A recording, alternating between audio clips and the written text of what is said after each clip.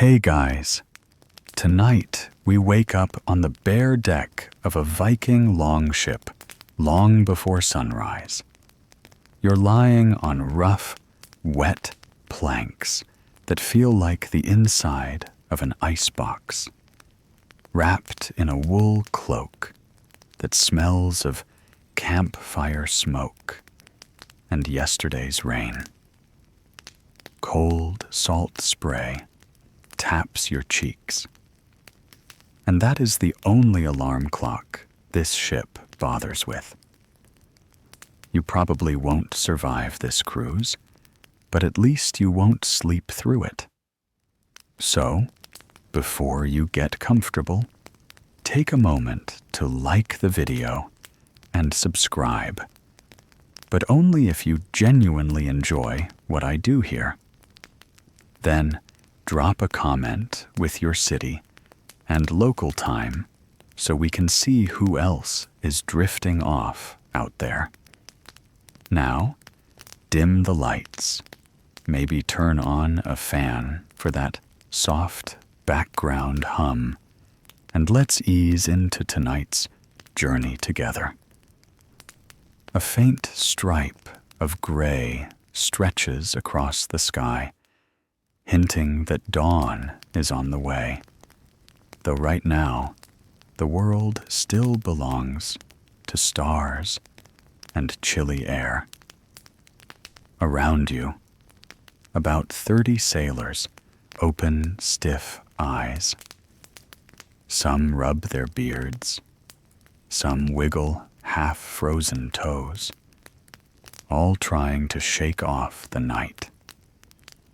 The captain, of course, sleeps under a neat leather awning at the back, bone dry and proud of it.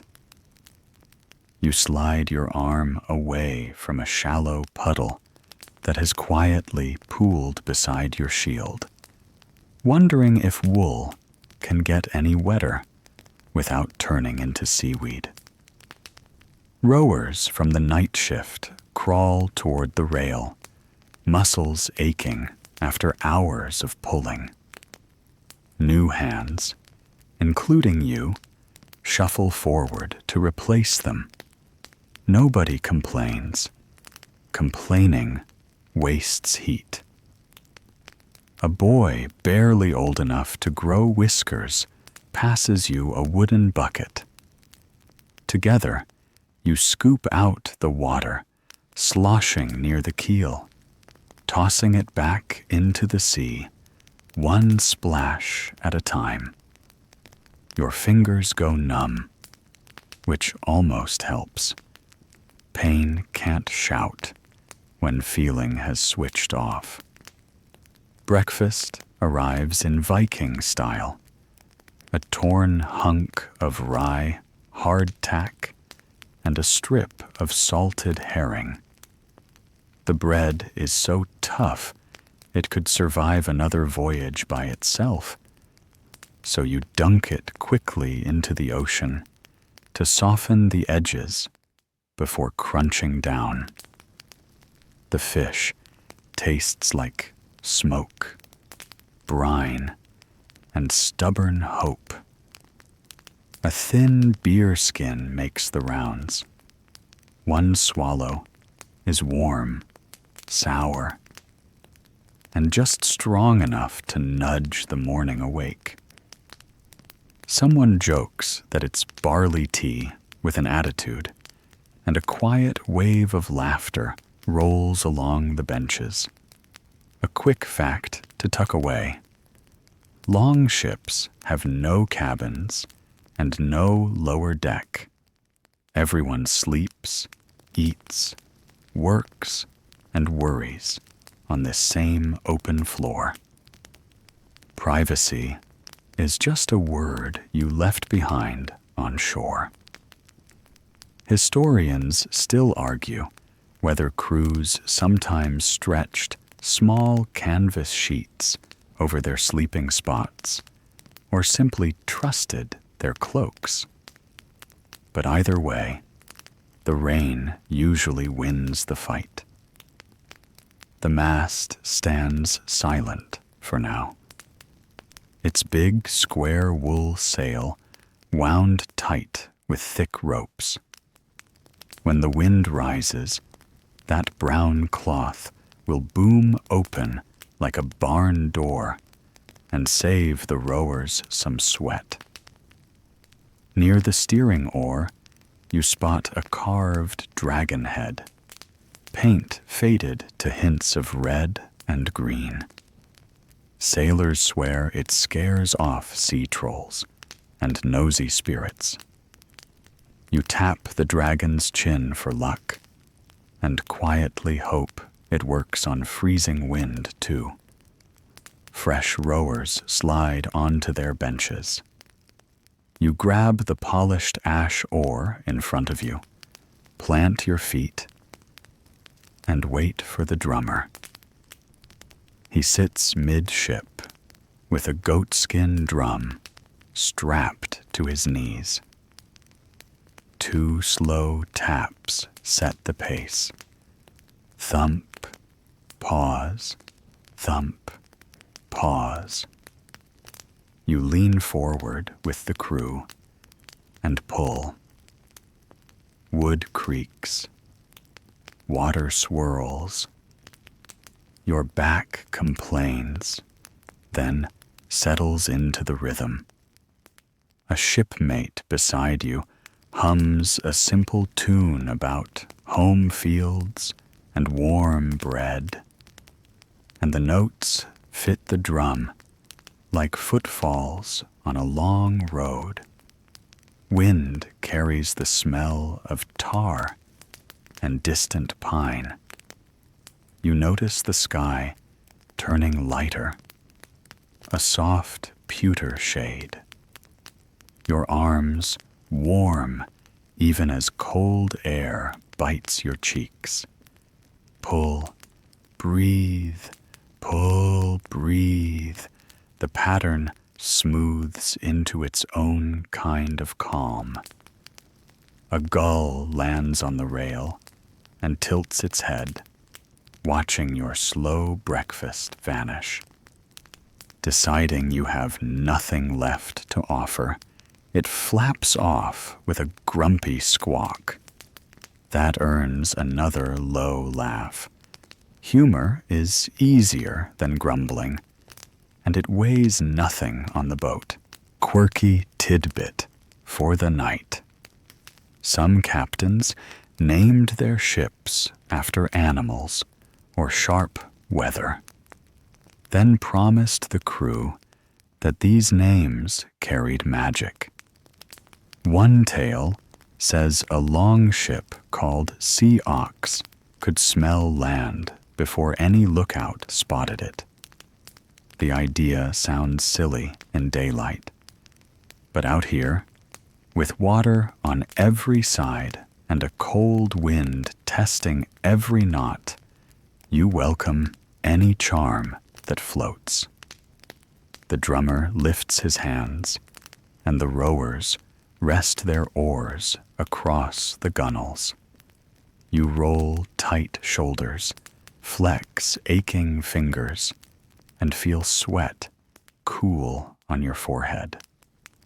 A narrow band of pink sneaks under the clouds, the first honest color of morning. For a quiet moment, the horizon seems possible, even friendly. Someone near the bow points and mutters about a dark hump in the distance. It's only a larger wave, yet hearts jump anyway. You stare until it sinks back into gray folds, then breathe out. Fear comes free with the ocean, but so does wonder. The break ends. 2 firm drum taps call everyone back to work. You grip the oar again, lean your weight forward, and push water behind you. Each stroke slides the ship closer to whatever land or luck waits beyond sight.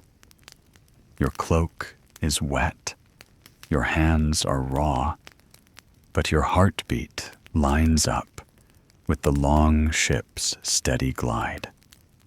And that feels like belonging. The dragon head greets the growing light, and the captain finally stretches under his awning. He looks well rested, but you notice him studying the sky with the same doubt the rest of you carry quietly. Titles don't change the weather. You focus on the next pull, then the next, sailing into a day that will bring chores, chatter, maybe even a friendly breeze. For now, you row, you breathe, and you stay afloat together. That's enough. A few minutes after that first burst of rowing, the drummer drops his hands again and calls for a change of chores. You slide the oar forward, squeeze past two tired shipmates, and reach for one of the pine buckets stacked by the mast. Each bucket is black with pitch, smells like burned rope, and shows cracks that promise a leak if you dawdle. You kneel in the ship's low middle, where the deck dips into a shallow basin. Overnight, waves found every seam between planks and left a shining pool. A thin skin of goose fat from last night's stew floats on top. An oily sunset trapped in cold water. You dip the bucket, haul it up, and swing the load over the rail with a neat twist of your hips. The move old sailors call saving tomorrow's back. The rest of the bailers fall into a slow, steady line. Scoop, lift, dump, breathe. One man claims the puddle smells better than the beer. Another offers to drink it if the captain pays in silver rings.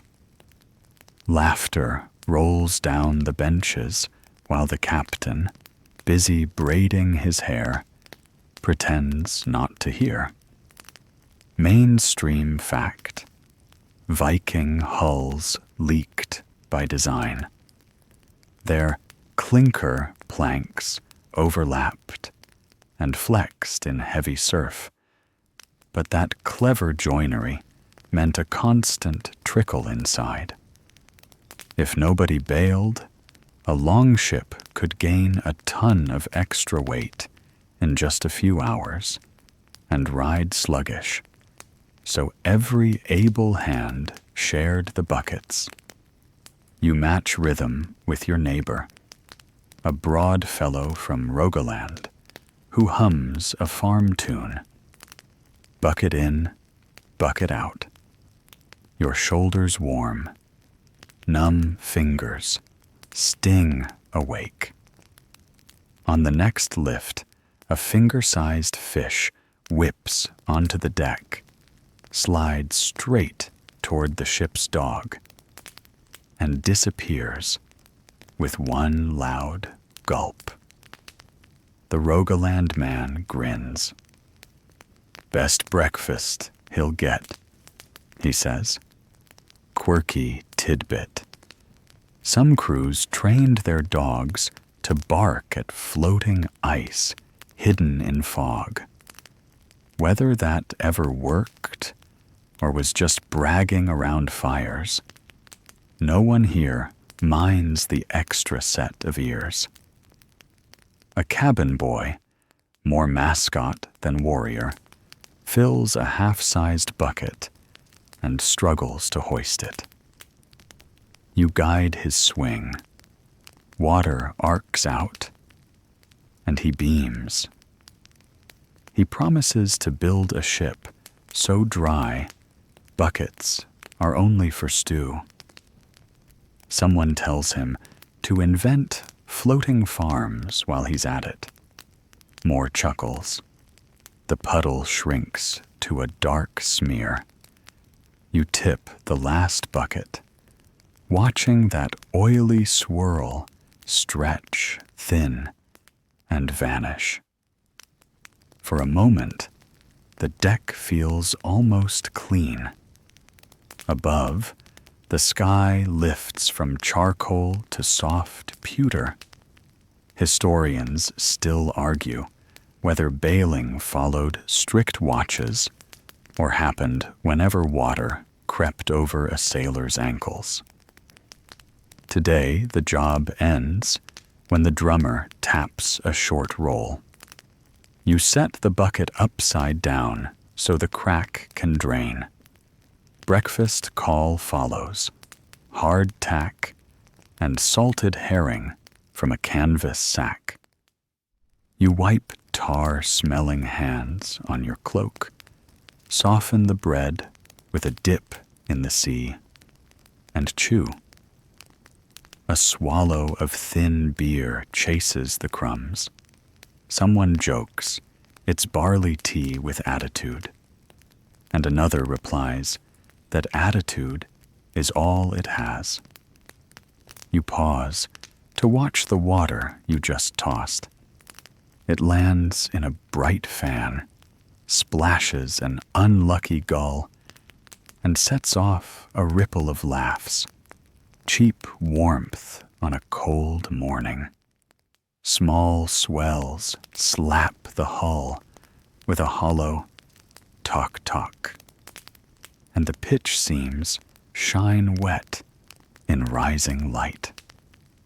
Old shipbuilders swore fresh tar smelled sweeter than honey because it promised safety. You inhale and decide they might have been right. The Rogaland man starts a quick wager. Whoever empties the last bucket owes the cook an extra slice of bread. Buckets fly faster, water sprays ankles, and the dog retreats under a bench. Nobody remembers to keep score, but the race sparks enough heat to steam from your cloak. Between scoops, you spot a raven feather, caught in a coil of rope. Historians still argue whether captains truly caged ravens and released them in fog to find land. But the feather still feels like a quiet, good omen. A breath of wind lifts it. The sail rustles, eager to wake. The captain tests the breeze with one raised hand, smiles, and calls, "Soon." Against the pale sky, he looks carved from the same oak as the mast. Buckets finally stack empty by the mast. The deck sits higher, proud of its dry boards. You wipe your hands, grab one last chunk of hardtack, and let thin beer chase the salt. Fresh fact, a longship lightened of water could pick up nearly 2 extra knots. Speed you'll be grateful for once the sail fills. The drummer taps twice. Buckets clatter into storage. You pat the boy's shoulder, return the trusty pail, and step back to your oar. Shoulders loose, mood brighter, you feel the ship breathe easier. Water out, wind rising. It's a fair trade. The rowing benches fall quiet when the cook yells, "Hands off the oars! Hands on the food!" You shuffle over, shoulders still warm from bailing buckets. A soot-black cauldron squats by a low firebox made of flat stones. Thin smoke curls into the stiff air, smelling of pine pitch and burnt fish oil. The cook, square as a chopping block, holds out a rough wooden tray piled with rye hardtack and coils of salted herring. He narrows one eye. Take what you need, not what you want, he warns, like a school teacher with no patience left. You accept a slab of bread that could double as a roof tile. It's so flat and dry, you imagine it making a bonk if dropped on your toe. Joke one forms all by itself. At least, if the ship sinks, the bread will float. You almost say it, then chew instead, letting seawater soften the edge. The crust squeaks against your teeth. A girl from the last trading town salted these fish 5 months back, layering them in a barrel with enough crystals to preserve a mammoth. She probably never guessed her work would end up here, halfway between nowhere and a promise of land. You peel one fillet from the brine shiny coil. It smells like smoke, tide pools, and every campfire you've ever walked past. Mainstream fact: Vikings relied on salt and smoke to keep food safe on long voyages. Without it, crews risked scurvy, spoiled meat, and bad temper. 3 disasters that sink morale even faster than storms. A single longship might carry 2 tons of dried or pickled fish, packed tight in barrels stowed under benches. You bite in. Salt slaps your tongue awake, harder than the cold ever could. Beside you, the Rogaland oarsman from bucket duty sprinkles crumbs into his beard to season it, he claims. Someone else complains that the herring keeps smiling at him. The ship's dog, still hopeful after breakfast fish theatrics, sits close with eyes wide and drool ready. The cook flicks him a tail piece. The dog gulps so loudly, half the crew applauds. Joke 2 arrives. First mate title restored to the dog. Near the mast, the captain finally joins the meal, tearing bread with careful teeth. No luxury feast for the boss, just slightly bigger portions and the same sticky fingers. You notice his cloak sports an embroidered compass rose. Neat stitch work that probably cost more than half the crew's gear. Historians still argue whether compass-style symbols were purely decorative or if some leaders understood crude magnetic compasses traded from the East. If magnets were involved, none are on this boat. Only sun, stars, and stubborn memory guide the way. Round wooden cups appear, filled with thin barley beer. It is warm from sitting near the firebox, and tastes like grain that wanted to be bread, but took a wrong turn. You gulp once, Feel it settle like a friendly stone in your stomach, and hand the cup along. The cook wraps the side of the cauldron with a spoon. Last sip, pass it. He hates waste as much as he hates lazy bailers. Quirky tidbit. Some crews dropped the first chunk of every loaf overboard for Ran, the sea goddess, hoping she'd take the bread instead of a sailor. The tradition lingers here. The cook snaps a crust from his own piece and flicks it into the waves. A gull dives, snags it, and flaps away. Proof Ran sometimes wears feathers. You settle on the deck, tucking legs under you, and turn the soaked hardtack into mush with the last of your beer. The trick is to chew slowly and picture hot stew. But that mental picture keeps slipping, replaced by the very real sight of your fingers turning pink from cold. Across the way, the cabin boy grimaces at his bread. You hand him half your herring. He grins so wide, you fear his cheeks might crack in the wind.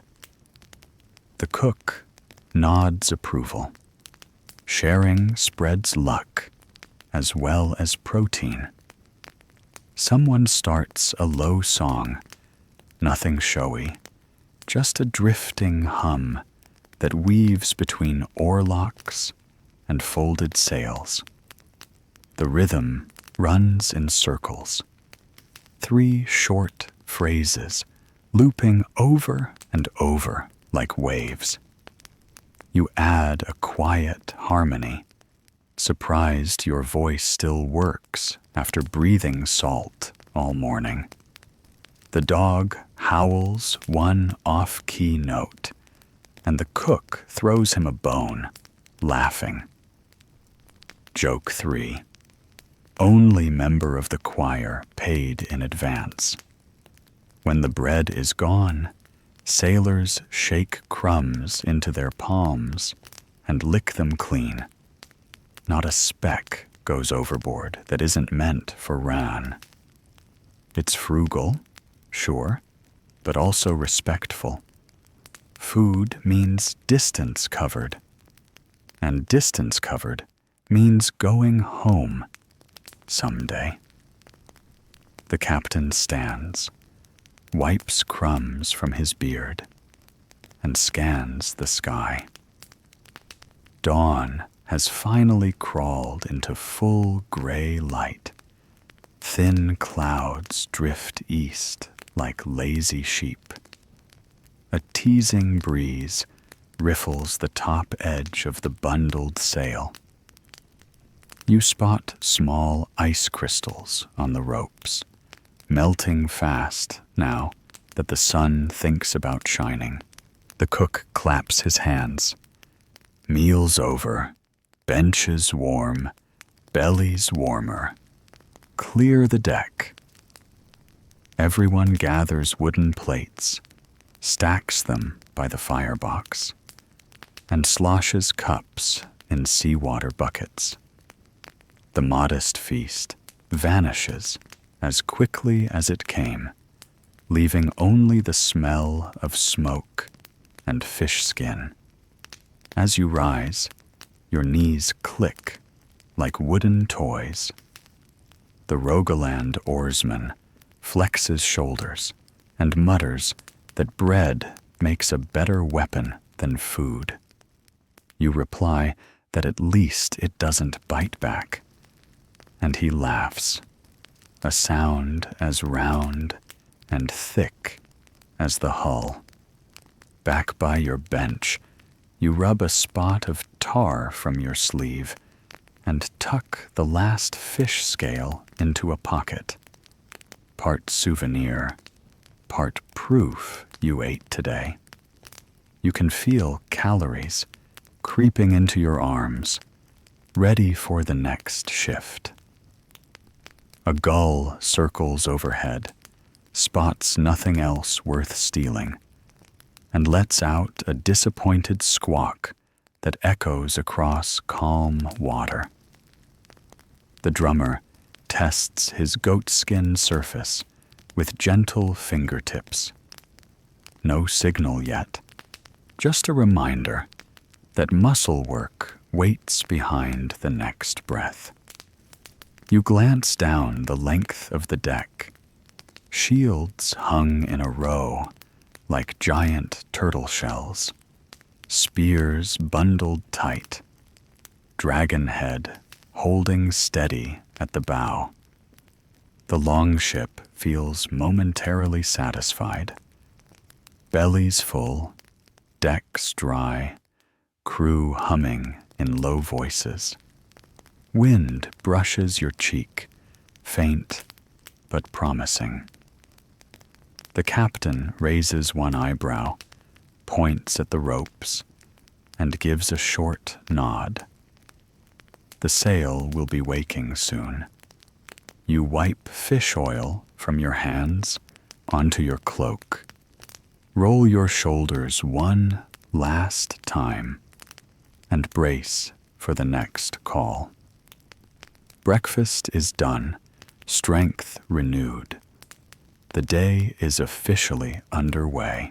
You slide back onto the rowing bench, the polished ash oar already warm from earlier hands. A quick clack of the drummer's sticks calls everyone to attention. One sharp tap for posture, another for pride, and a third that pretty much means stop daydreaming about warm soup and get moving. You plant your feet against the low crossbeam, lean forward, and feel your cloak pull tight across your shoulders. On the next beat, you all heave, water hissing as 30 oars bite the sea in one clean sweep. The ship shudders, then settles into a steady glide. Pull, breathe, glide. The pattern is simple enough to write on a scrap of bark, but your muscles soon insist it is also the hardest math problem in the world. After 20 strokes, your back warms. After 40, your arms burn. And after 60, you make a private deal with the horizon. Move closer, and I'll stop counting. The Rogaland rower on your left hums the same farm tune from bucket duty, only slower now, stretching each note like taffy.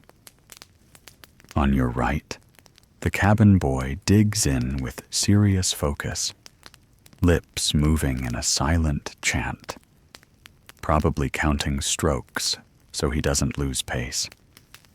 Somewhere in the middle of the boat, the dog trots up and down the aisle, tail wagging in time with the drum, proud as any officer. When he pauses to sniff your boot, a sailor behind you mutters, "Checking for leaks," which earns a thin ripple of laughter. Mainstream fact slips in with the rhythm. A well-crewed longship could cruise 6 or 7 knots under oars alone, covering close to 120 kilometers on a good day. That speed, impressive for a wooden hull, depends on every rower pulling exactly when the drum says so. You feel the truth of it in your shoulders. One lazy stroke turns all that muscle into a broken zipper. Wind skims across the deck, fluttering the rollers of the sail. but not quite strong enough to earn its keep. The captain watches the cloth twitch, shakes his head, and leaves you at the oars. You try not to resent the sail's nap time. After all, it can't help being lazy. It's just cloth. First joke delivered when you glare at fabric as if it owes rent. Pull, breathe, glide. Your mind drifts. You picture home, maybe a field of young rye waving in early summer, or a small kitchen where bread stays soft longer than a heartbeat. The picture fades when the oar's rough handle grinds a fresh blister on your palm. You tighten your grip anyway. The sea is honest work. It does not care about blisters, so neither can you. Song change, someone shouts. A tall Dane near the bow starts a new chant, faster and lighter. It's about a fox who keeps stealing cheese from lazy farmhands. The fox gets smarter, the farmhands get hungrier, and by verse 3, half the crew is singing the fox's part. You add a hoarse harmony, glad for any beat that confuses your brain away from the burn in your arms. Even the dog contributes a single off-key bark. Joke 2, the canine chorus, draws a grin from every rower within earshot. Between verses, the cabin boy asks, "Think we'll see whales today?" You answer, "Maybe they'll show up and tow us for a while," which sparks hopeful chuckles and a pretend cheer of whale power. The drummer adds a playful flourish, 2 quick taps that feel like the slap of a tail on water. A short while later, time behaves strangely under muscle strain. The sky opens just enough to let sun puddle on the deck. Light warms your cloak, and for 3 glorious breaths, you stop shivering. The ship's carved dragon head catches the glow, and the faded paint almost looks fresh. Quirky tidbit: some captains rubbed the prow with fish oil before a big voyage because they believed it made the dragon smell alive and scare away bad luck. The cabin boy whispers that he tried it once on a toy boat and only succeeded in attracting every cat in the village. Pull, breathe, glide. You settle into a zone where the body works and the mind wanders. A gull coasts overhead, shadow sliding across your oar. Far off, a dark line of kelp marks a hidden reef, but the helmsman steers wide with the confidence of someone who's bumped it before and learned the lesson the hard, crunchy way. You trust him, mostly because trust weighs nothing and doubt burns energy you can't spare. Mid-shift, the drummer switches from sticks to bare hands, palms thumping the goat skin in a softer beat that feels almost like a lullaby. Cruel joke. Just when you're desperate for a nap, the music turns sleepy. Your eyelids droop. The oar jerks. You snap awake and murmur thanks to whatever sea spirit invented surprise adrenaline. "Steady!" the captain calls. He points to a patch of faint ruffles on the water, a promise of wind at last. He raises 2 fingers, then nods to the drummer. A double-time roll echoes down the benches. Every rower leans in harder, trying to push the Longship into that darker, breezier patch. Shoulders groan. Sweat beads on noses. Your breath whistles through salt-stung lips. Another few minutes, a dozen determined strokes, and the ship's bow nudges into the welcome draft. The sail flaps, then bellows open like a startled goose. Rope blocks squeal, and the cloth fills with a lungful of fresh air.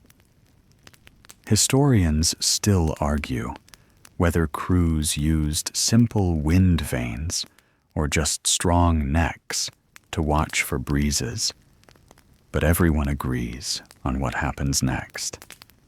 Oars lift together, dripping, and rowers slump with grateful groans. The sudden silence is huge. Only the splash of stray drops and the low flup-flup of the sail remain. Joke 3 floats around. Someone claims he's forgotten how to stand, and another bets he can't remember his own name. You give your oar a pat, like an old horse that's earned its hay. You slide the handle into its leather loop, stretch tall, and roll stiff shoulders. The cabin boy flexes fingers that refuse to uncurl at first. The Rogaland farmer lifts his shirt, checks a rib-deep bruise from earlier, and shrugs as if to say, "Good enough." Across the deck, the drummer sets his sticks aside and blows on sore palms. The dog, sensing break time, flops onto a coiled rope with a sigh bigger than any human's. The captain orders the benches cleared for a moment so rowers can rub hands, swap jokes, and gulp thin beer. You flex your back, surprised by the swampy warmth of sweat trapped under wool. The beer skin makes its rounds. You sip, taste barley and yeast, and pass it on. It's sour, yes, but also oddly sweet after the salt hammering your mouth all morning. A small cluster of darker clouds gathers off the port side, nothing threatening yet, but a reminder that rowing might return if the wind quits. You look at the sail, crackling with life, and silently beg it to keep working. The carved dragon seems pleased, nose pointed at a horizon sprayed with silver. Before the drummer calls you back to other chores, likely rope duty or patching a squeaky mast peg, you take one long breath. Your arms ache, your palms burn, and yet there's a quiet pride settling in your chest. You pushed water aside, pulled a wooden world ahead, and made dawn feel real. If the sea respects anything, it's stubborn effort. The captain claps twice for attention. "Rest finished," he says, but his tone is lighter than before. Wind fills the sail, the hull tilts forward, and waves hiss along the planks like pleased cats. The drummer lifts his sticks, but only for gentle taps. No more heavy pulling for now. You tuck your oar secure, wipe sweat from your brow, and trade a grin with the cabin boy. For a short spell, muscle can sleep, and the wind will sing. Wind keeps its promise, so the captain waves you toward the mast. "Lines up," he calls, and your break ends before the beer has time to settle. You wipe your hands on your cloak, grab a rough hemp rope, and brace your feet. The square wool sail hangs loose like a sleeping bear skin. Your job is to wake it without letting it bite. You and 3 shipmates haul together. The cloth rises and arms length at a time, slow, heavy, and dripping last night's dew. Up close, you notice the weave, thick, oily wool yarn that smells faintly of sheep and pine tar. Mainstream fact. Vikings soaked sails in animal fat and fish oil, then beat the fibers until they nearly fused. The result was almost waterproof and far stronger than any linen a Saxon weaver could boast about. The sail clears the yard, catches the fresh breeze, and snaps open with a loud whoop. The sudden pull yanks the rope through your palms. You hiss, dig in, and wrap the spare coils over a cleat. The deck tilts as the longship lurches forward, bow slicing a thin crest of foam. Somewhere behind you, the drummer cheers, part relief, part show-off percussion to mark the moment. Joke 1 passes quietly in your head. He hits that drum like it owes him money. While you tie a second line, the cabin boy appears carrying a wooden peg as long as his arm. "Belongs to the mast," he says, even though it clearly looks like it belongs nowhere. You take the peg, jam it into a waiting hole, and twist. The sail steadies. The boy beams, proud to have delivered the world's simplest spare part. You ruffle his hair, careful though, because it's full of fish scale confetti from breakfast. Quirky tidbit. Some crews rubbed crushed alder bark into sailcloth for a rusty red tint they claimed scared off sea spirits.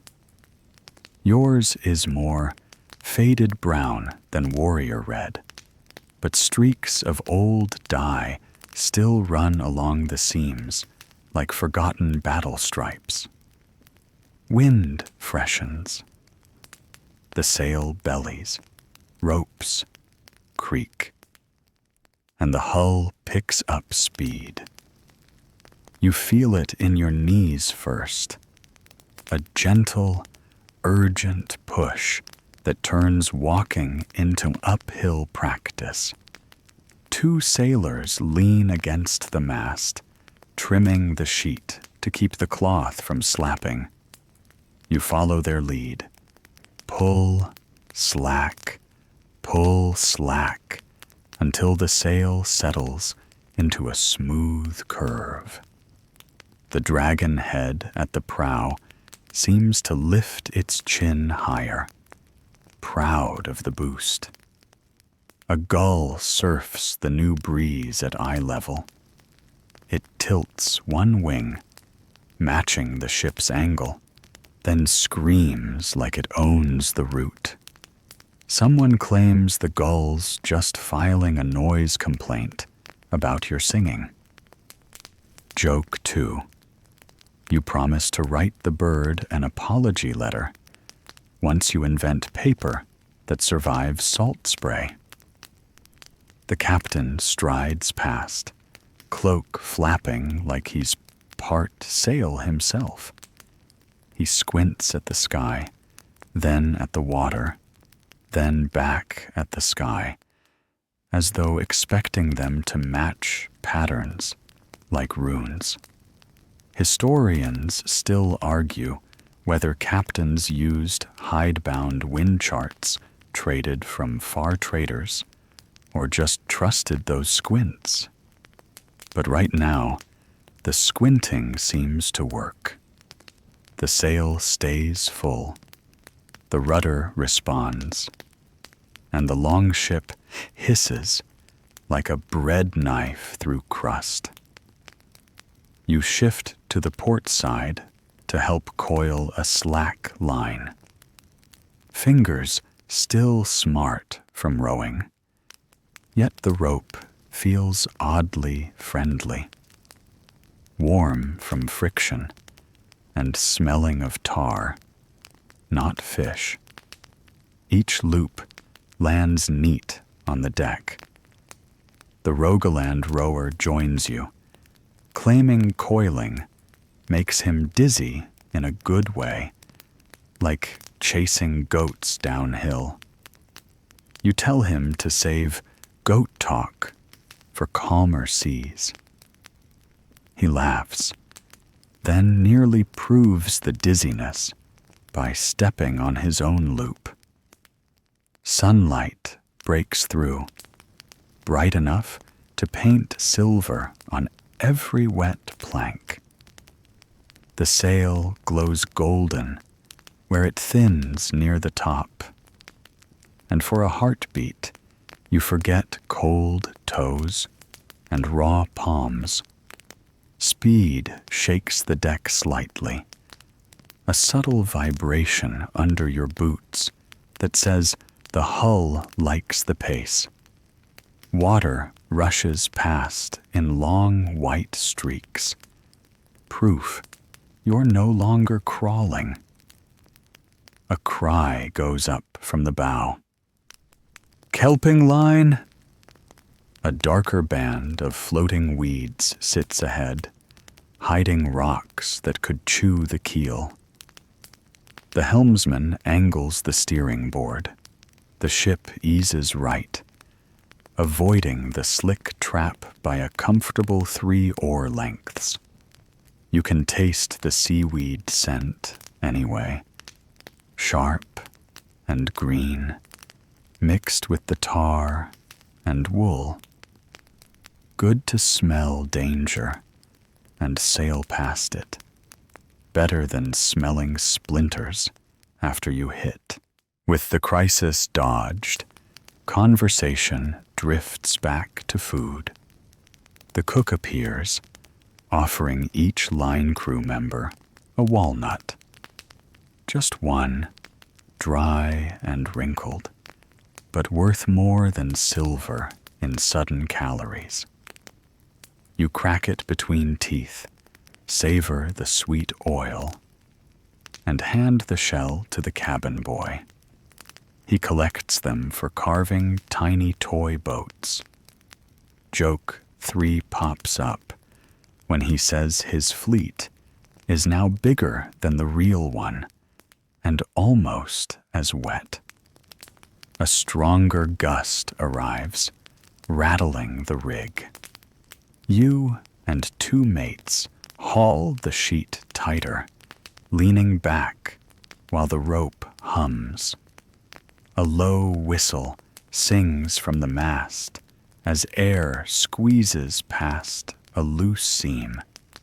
Music made by accident. Shipboard superstition claims an unplanned whistle draws fair wind so long as no one plugs the gap. You glance at the crack, decide sound is better than silence, and leave it whistling like a sleepy kettle. Mainstream fact, slide in. Wool sails on a voyage like this can weigh close to 300 kilos when wet, about as heavy as a small horse. No wonder every hand is needed to lift, trim, and sometimes reef them. You flex shoulders, feeling the truth of that number still tugging at your spine. An hour, or maybe just 20 song verses, passes under steady wind. The oars rest quiet. Rowers sprawl on benches, stretching tight backs. You remain at the ropes, adjusting every time the breeze shifts. Little by little, your body learns the language.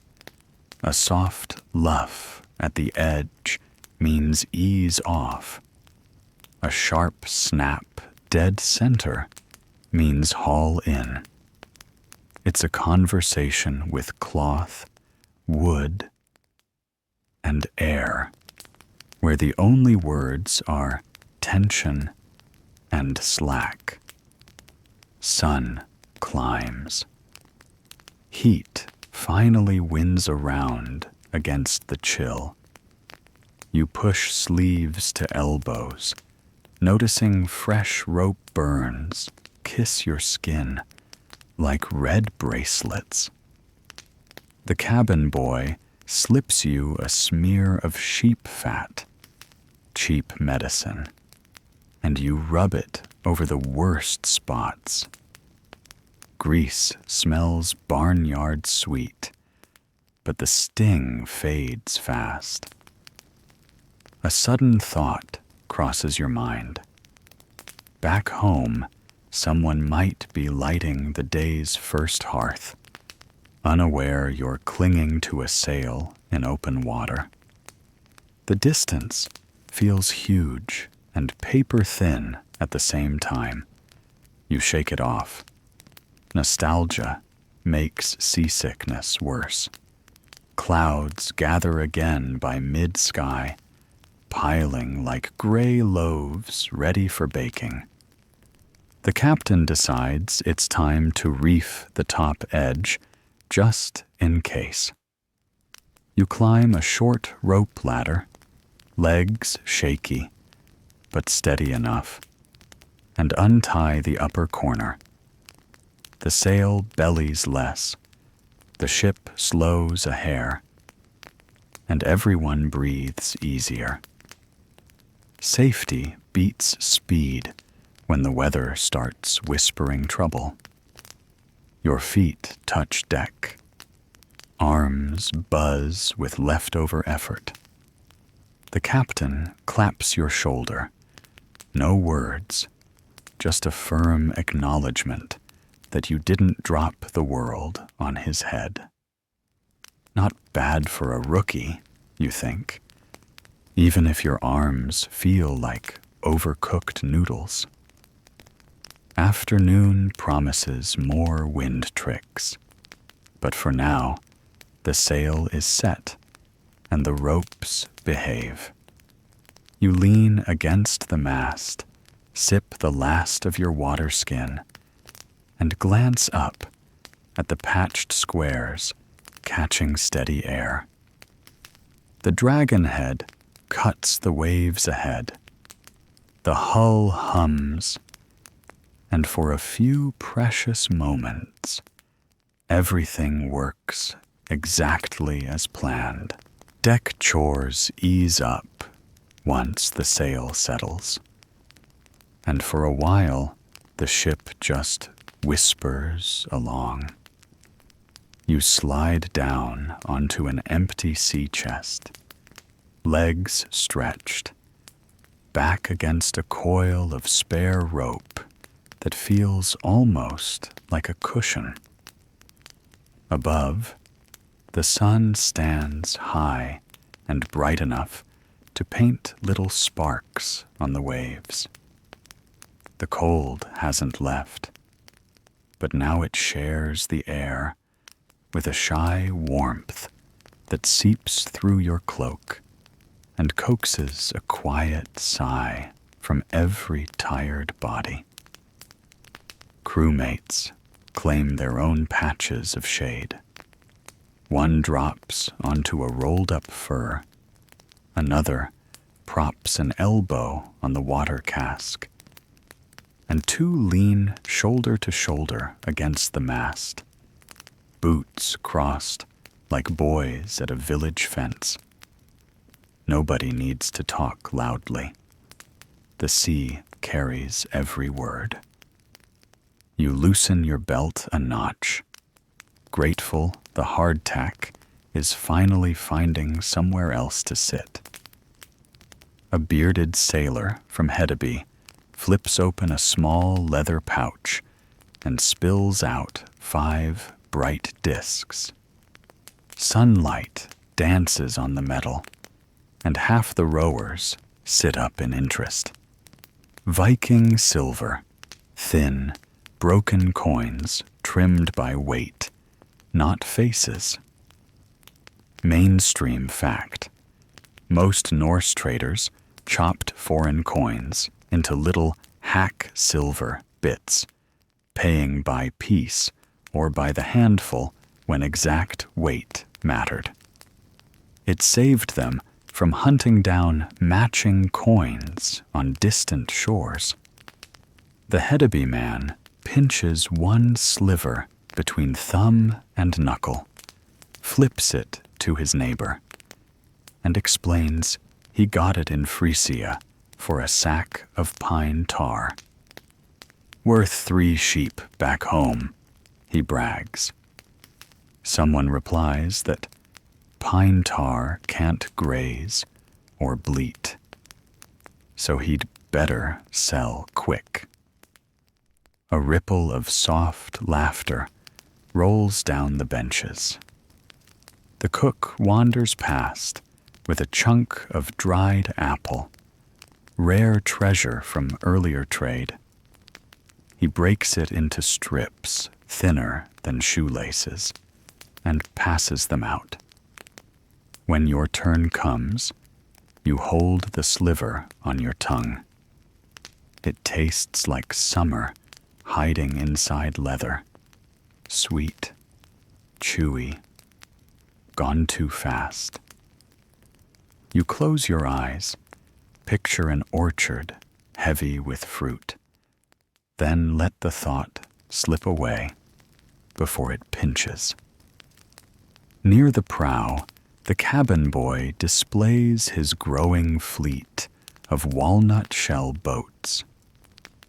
He's carved tiny shields on one, a dragon on another, and a crooked mast on a third that leans worse than a drunk fence post. The dog sniffs, wags, and tries to sit on the collection. The boy rescues it just in time, scolding the dog in mock sternness. Everyone smiles, glad for a problem that small. A broad fellow from the islands lifts a hand for silence, then shares a rumor. A distant harbor is paying double for clean walrus tusk, triple if you show up with carved belt buckles already finished. The captain's eyebrow arches. Clearly, he's heard a different price. You can almost feel new trade routes forming in the quiet scratch of mental math. conversation drifts to home stories. One rower jokes that his wife hides his best axe whenever she sees a longship, worried he'll sign on for another year. Another admits he forgot to patch the roof before leaving and hopes the goats learned carpentry in his absence. Gentle laughter follows each tale, the kind that feels like leaning closer to a warm fire without standing up. Historians still argue whether sea chests doubled as personal seats by design or by necessity. But right now, yours makes the perfect throne. You trace a fingertip along the lid grain, thinking how much lighter a chest feels when holding only tired bones instead of iron gear. A small, scratched harp appears, gift of the skald. He plucks 3 notes that twang like loose rigging, then settles into a simple tune, fingers dancing over strings. The melody reminds you of rain on a thatched roof. One sailor hums along, another taps his boot, and soon the benches thrum with a soft, wordless chorus. Even the gulls seem to glide quieter, as if the ship is singing them to sleep. Quirky tidbit arrives when the skald stops mid-song to tap a bronze charm tied to his harp neck, a tiny, one-eyed face. He swears Odin himself blesses any tune that starts on the charm's side of the bridge. You note the grin in his voice, but nobody argues. Charms weigh nothing, and doubt tastes sour. A mild breeze works through your hair. You tilt your head back and study the sky. Loose cotton clouds wander east, leaving bright blue gaps large enough to slide a mountain through. The mast creaks, agreeing with itself. Somewhere aft, the captain clicks tongue against teeth, checking speed without glancing at the waves. He seems content for now. The crew takes that as license to relax a little longer. Joke slips out when the Rogaland farmer claims the dragon prow is smiling wider than the captain. Someone else says that's because wood has fewer worries. Even the dog lets out a huff, which the cabin boy translates as solid agreement. A sailor from the north points toward a faint, dark smudge on the horizon. Land, maybe. The captain studies it, shakes his head. Cloud shadow, he says, but his tone stays calm. No one rushes for gear or oars. The sail still bellies full, and the water hums beneath. Whether shadow or shore, you'll meet it in time. A cloud briefly blots the sun, softening the light, making the ocean look like melted pewter. Your eyelids sag. The harp's lullaby floats on the breeze, mixing with the low creak of ropes and the hushed slap of wave against hull. Sounds steady enough to hypnotize. You focus on the hush between notes, a fragile pocket where nothing hurts, and nothing asks. Someone suggests a short game of knuckle bones using dried goat bones painted with runes. Stakes are small. A thumb-sized piece of amber, a bronze button, a strip of bright cloth. You watch, half interested, as the bones click on deck boards. They tumble, stop, declare winners with their silent positions. The cabin boy cheers when he wins the button. The dog noses forward, hopeful it's edible. Another tiny debate flares. How much silver a single cow costs in market towns south of the river. Numbers rise, fall, flatten. You notice nobody argues long. Brutal winters teach quick compromise. Pride wastes heat. The harp tune ends. The skald leans back, eyes half closed, humming the last note. Sun returns from behind that lone cloud, and warmth settles again. You realize the lull might drift on all afternoon if the weather stays kind, though weather rarely asks permission. The cook claps suddenly. He holds up a wooden ladle like a scepter and announces afternoon stew, watered wine, onion ends, and a hopeful pinch of herbs if he finds them. Groans roll across the deck, friendly as neighbors complaining about rain. Food talk reminds stomachs they are not full anymore. A warning cry breaks the calm. Sail twitch, breeze shifting. The captain's head snaps up. Downtime ends in a blink. You rise from the sea chest, feet tingling awake, ready to hoist lines or lower oars. Whatever keeps the white prow pointed toward that uncertain horizon. The calm moment ends the second you hear a sharp snap whip above your head. You glance up and spot a stay rope jerking in the wind, half its fibers hanging like messy hair. If that line parts, the heavy yard could slam sideways, rip the sail, and leave the longship helpless. The captain barks your name and points skyward.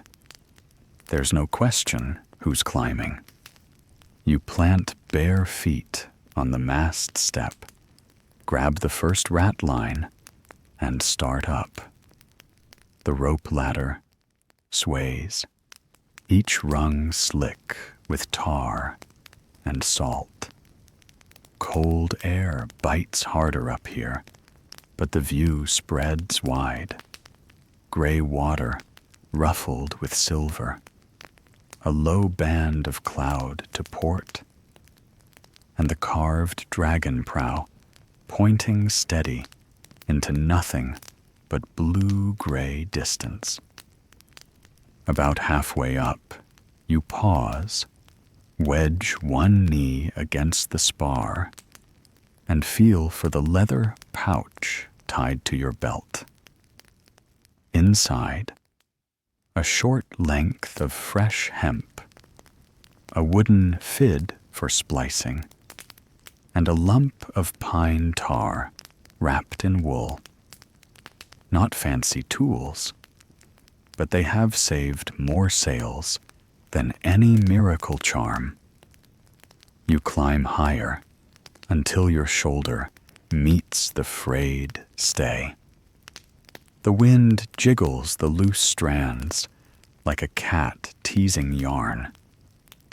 You choke the damaged spot between thumb and forefinger, testing tension. It feels springy, which means fibers are giving way in clumps. You slide the new hemp under the stay, loop once, twice, then work the fid through the braid, over, under, over, slow and sure. The ship lurches on a wave, but your knees clamp tight, and you keep weaving. Below, crew members crane their necks. The cabin boy shades his eyes with both hands. Rogaland farmer cups them like a trumpet. Don't drop anything we can't afford. The joke floats up on the wind and makes you smile, even if your teeth chatter. Mainstream fact. Viking rigging was almost always tarred hemp. Sailors soaked rope in hot pine tar mixed with fish oil, then stretched it between posts to set the glaze. The tar kept water out and rot away, but every voyage still chewed at the fibers, so spares were as vital as oars. You tighten the splice, pull hard, and feel the line bite. Good. But you still need a seizing knot to finish. You slip a thin, waxed cord from your pouch and wrap a tight spiral, working from elbow down to wrist, like lacing a boot. The cord cuts into your skin, but the stay stops shivering. You tap the splice with the fid. It thumps solid, no hollow rasp of hidden break. Satisfied, you smear a thumb of pine tar across the fresh work, sticky black, smelling of warm resin and smoky nights at shore fires. A gull swoops by, almost level with your head, then wheels away cawing, as if critiquing your stitch pattern. You stick out your tongue in reply. That earns a low chuckle from the deck, carried up as faint as a memory. The job looks good, but you stay 1 minute longer to scan the rest of the lines. Better catch small frays now than big breaks later. Near the masthead, you see 2 ravens carved into the wood, tiny and weathered. Odin's birds watching the horizon. Quirky tidbit. Some captains asked new crew to pluck a single hair and tuck it behind one of those raven carvings. They believed a piece of each person helped bind the mast and men together. You wonder if your hair is up here somewhere from your first day aboard. Hard to tell among the splinters. Wind shifts again, lifting a flap of the sail. The cloth snaps but holds. Time to climb down. You tuck the fid, wipe tar on your trousers, and ease onto the ratlines. Going down always feels steeper than up. Halfway, you spot the dog wandering the deck, nose up, tracking your descent like you're a slow bird he hopes will fall. Feet hit planks. The captain strides over, gives the stay a tug and grunts approval. No praise, but his shoulders ease a notch. High compliment from a man who trusts nothing but oak. You flex fingers that tingle with leftover fear and tar.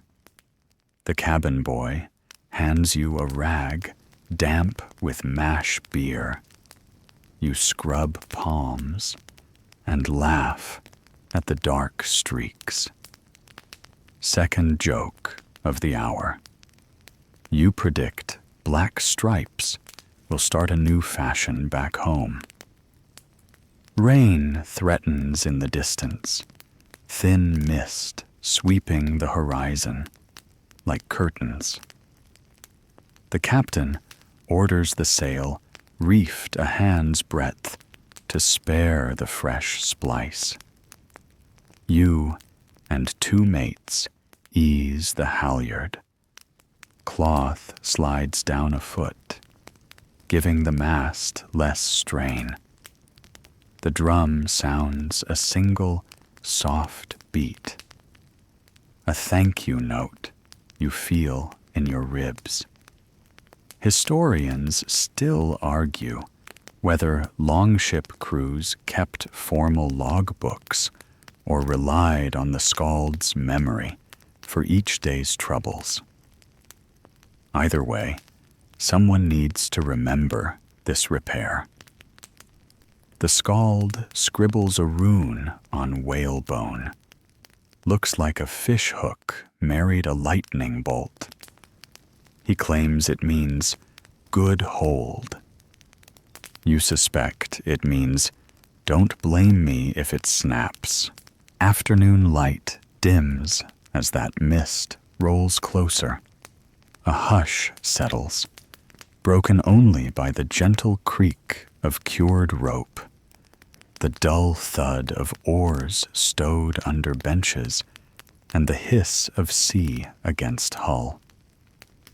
You notice every sound sharper after climbing, the world louder because your pulse has quieted.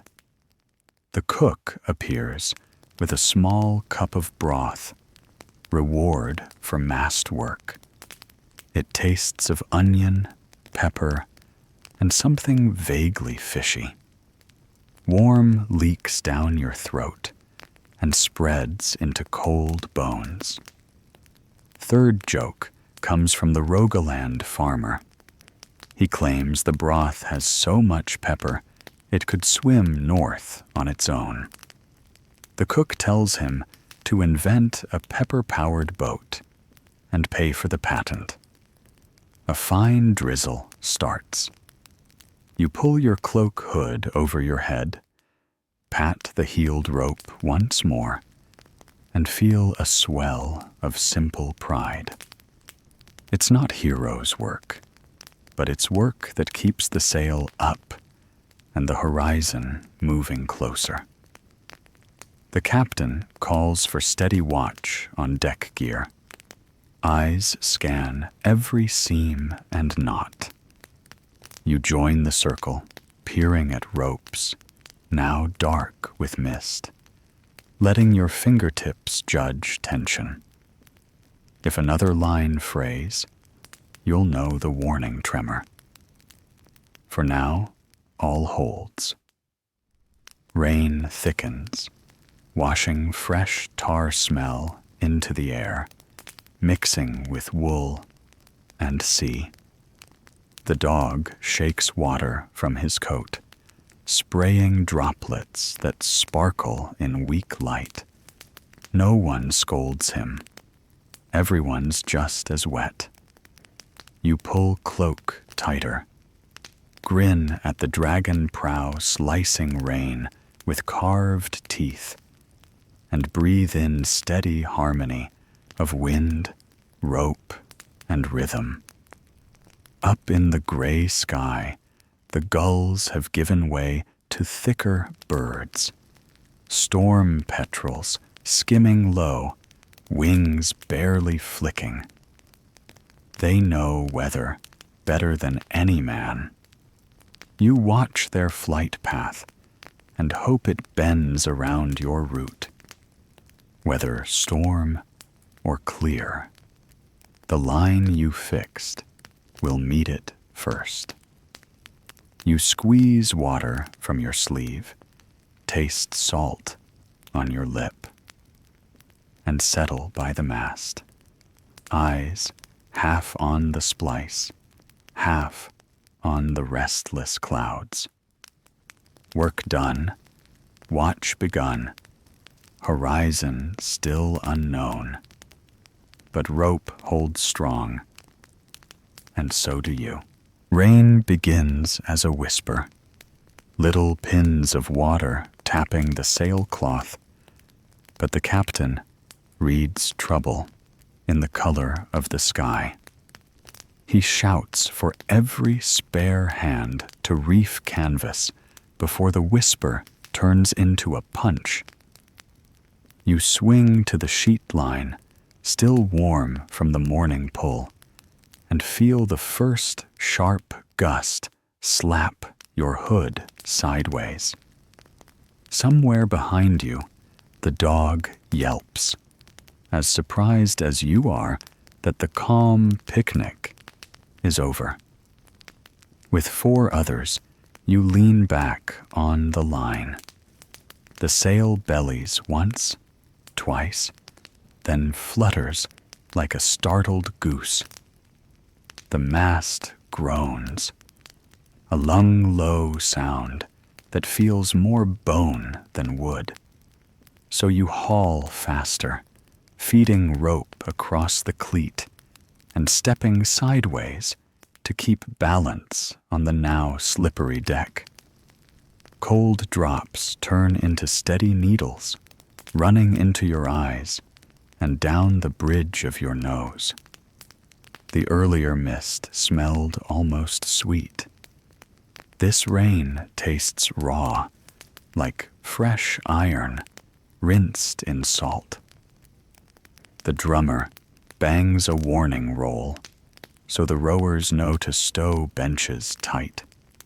They scramble, stacking sea chests against the gunwales, lashing oars with quick knots. You help ease the sail lower until only a small square catches what wind still blows straight. Anything more would yank the yard off the mast, and you just fixed that stay. Mainstream fact: Viking crews could strip a full sail in under 2 minutes when storms hit, reefing or dropping it completely, while oarsmen braced the hull. Speed mattered. Square sails loved to turn ships sideways to waves, and broadside breakers could roll even the sturdiest longship. Rain thickens, pounding the deck hard enough to drum on shields. Water sheets across the planks, racing toward the bilge you bailed earlier. The Rogaland farmer jokes that buckets will be jealous. The sea is doing their job. You chuckle, spit rain, and tug the last reefing knot tight. The cloth snugs down, no slack, to flap itself to shreds. A gust claws at the prow. The dragon head seems to snarl, rainwater streaming off carved teeth. The cabin boy tries to wipe its snout with his sleeve until the captain barks, "Hands on lines, not on ornaments." The boy scrambles back, cheeks flaming even in the gray. Lightning cracks somewhere off port, just a flash behind low clouds, but bright enough to turn every wet surface white for a heartbeat. Thunder booms a breath later, a deep kettle drum that rattles your ribs. Scalds on calmer nights will claim Thor's goat-drawn chariot rolled overhead. Tonight, Thor sounds like he brought the entire smithy with him. Wind swings around without warning, slamming rain sideways. You lean your shoulder into the mast, steadying yourself as ropes snap taut. The captain yells, "Weather helm!" and the helmsman fights the steering board, pushing hard to keep the bow into the waves. The man's boots skid.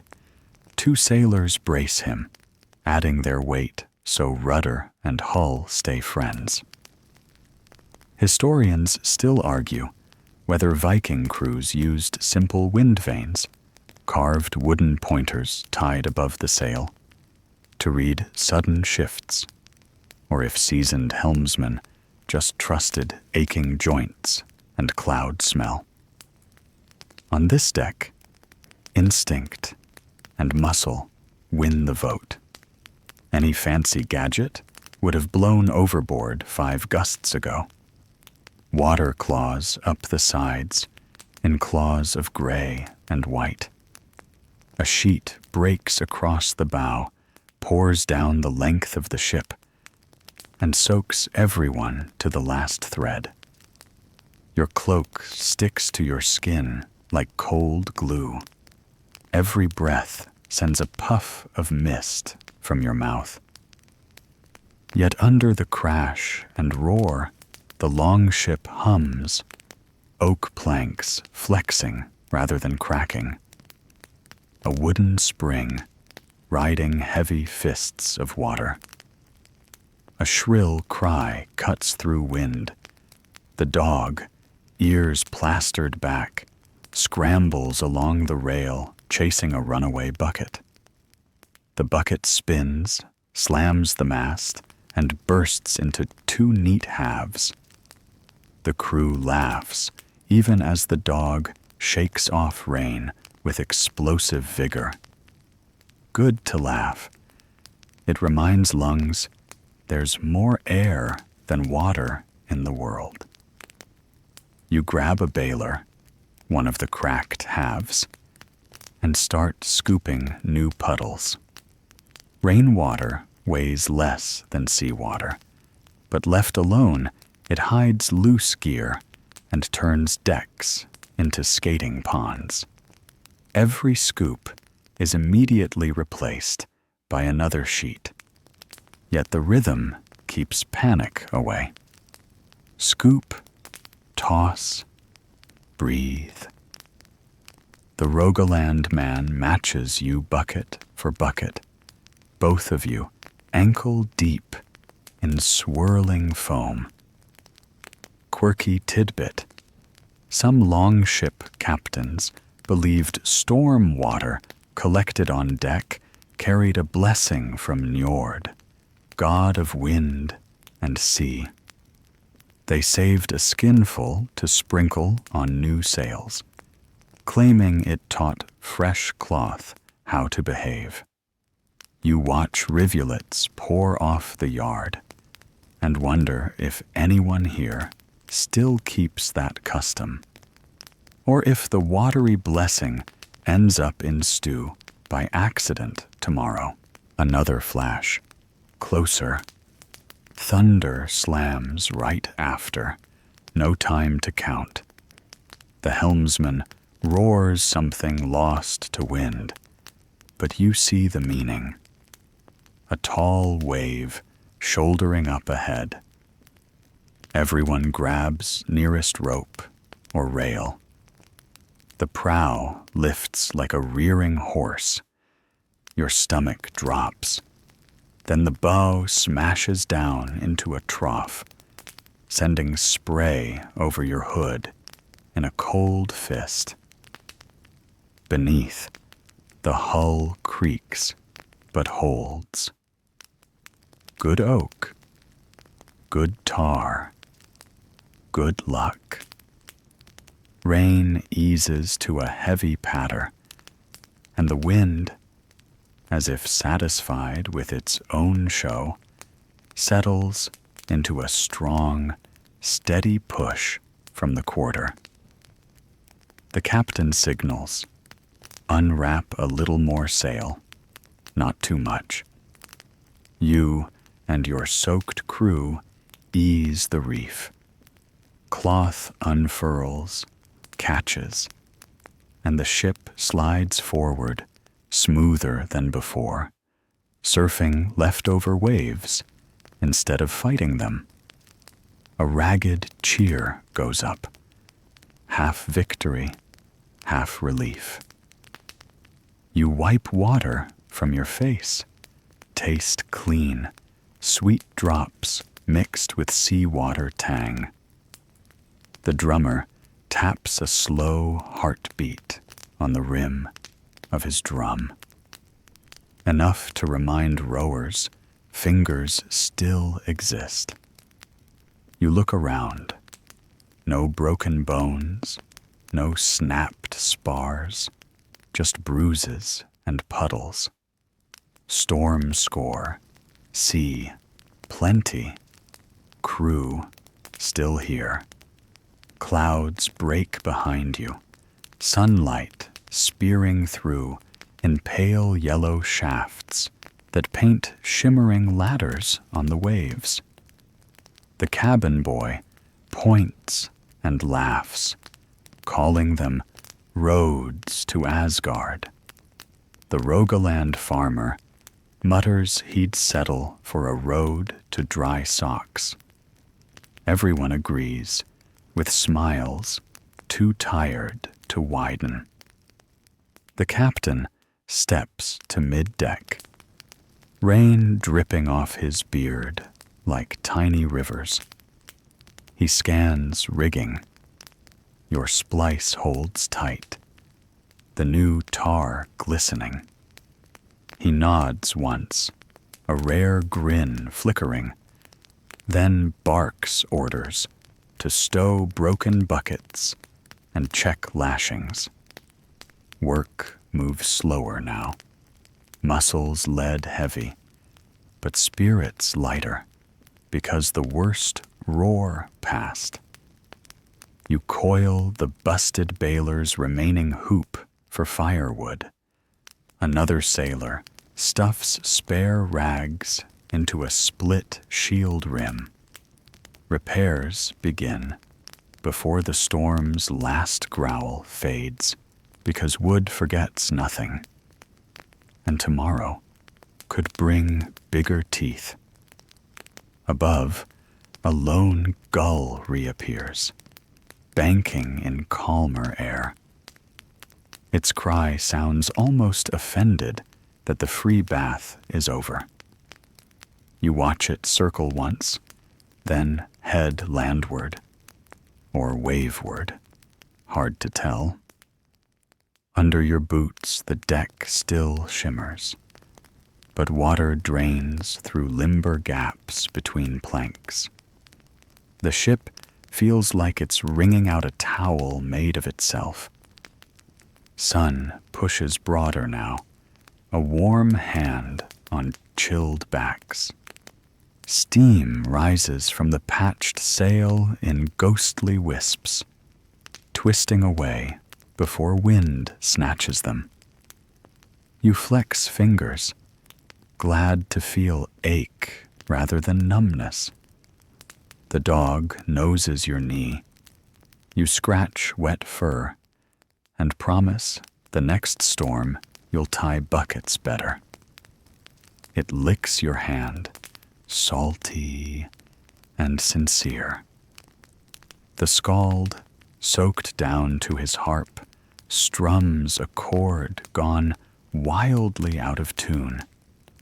He laughs at the wobble, retunes, and launches into a quick verse about warriors wrestling rain. The rhyme stumbles, but no one cares. Any song beats silence after thunder. You crouch by the rail a minute longer, letting sun chase goose flesh away, and glance back at the shrinking cloud bank.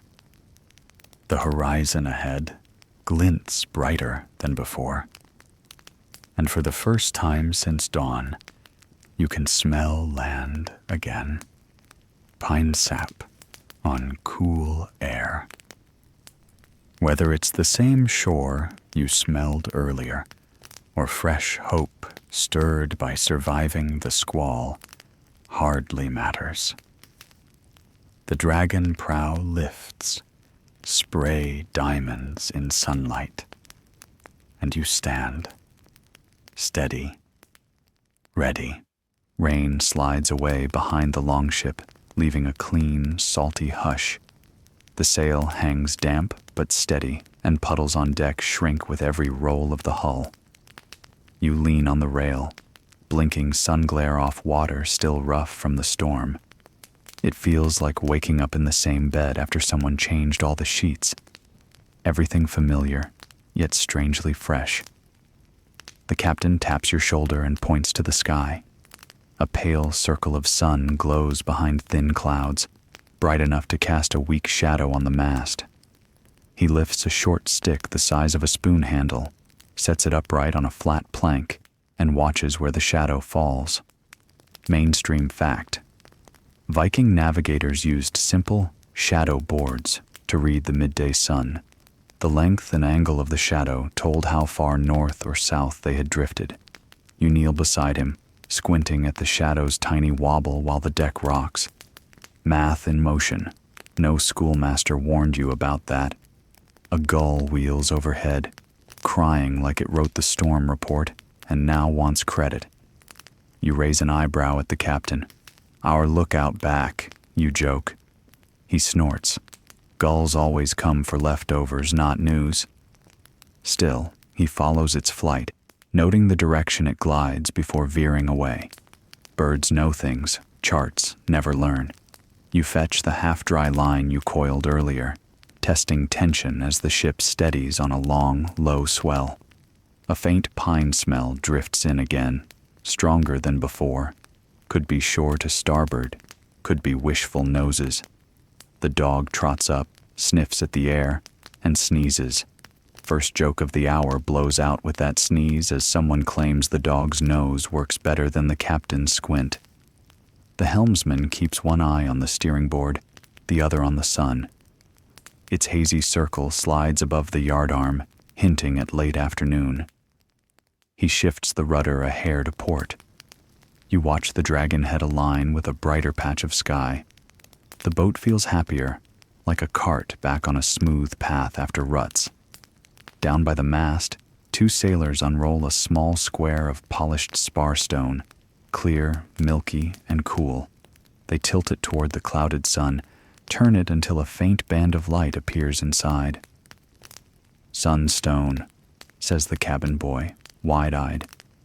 Historians still argue whether these calcite crystals truly guided Norse crews, or if sagas stretch the truth. But on this deck, the stone draws a bright line that agrees with the shadow board. Navigation tools shake hands without arguing. You ask if the stone works at night. A sailor laughs. Sure, if the moon sends a postcard. Second joke lands, easy as tossing crumbs to Rand's gulls, and even the weary drummer chuckles. The skald approaches with his harp, now mostly in tune after its rain bath. He hums a walking rhythm while tying a cord between two pegs on deck, measuring the angle from mast to rail. He claims he can weave the numbers into tonight's story.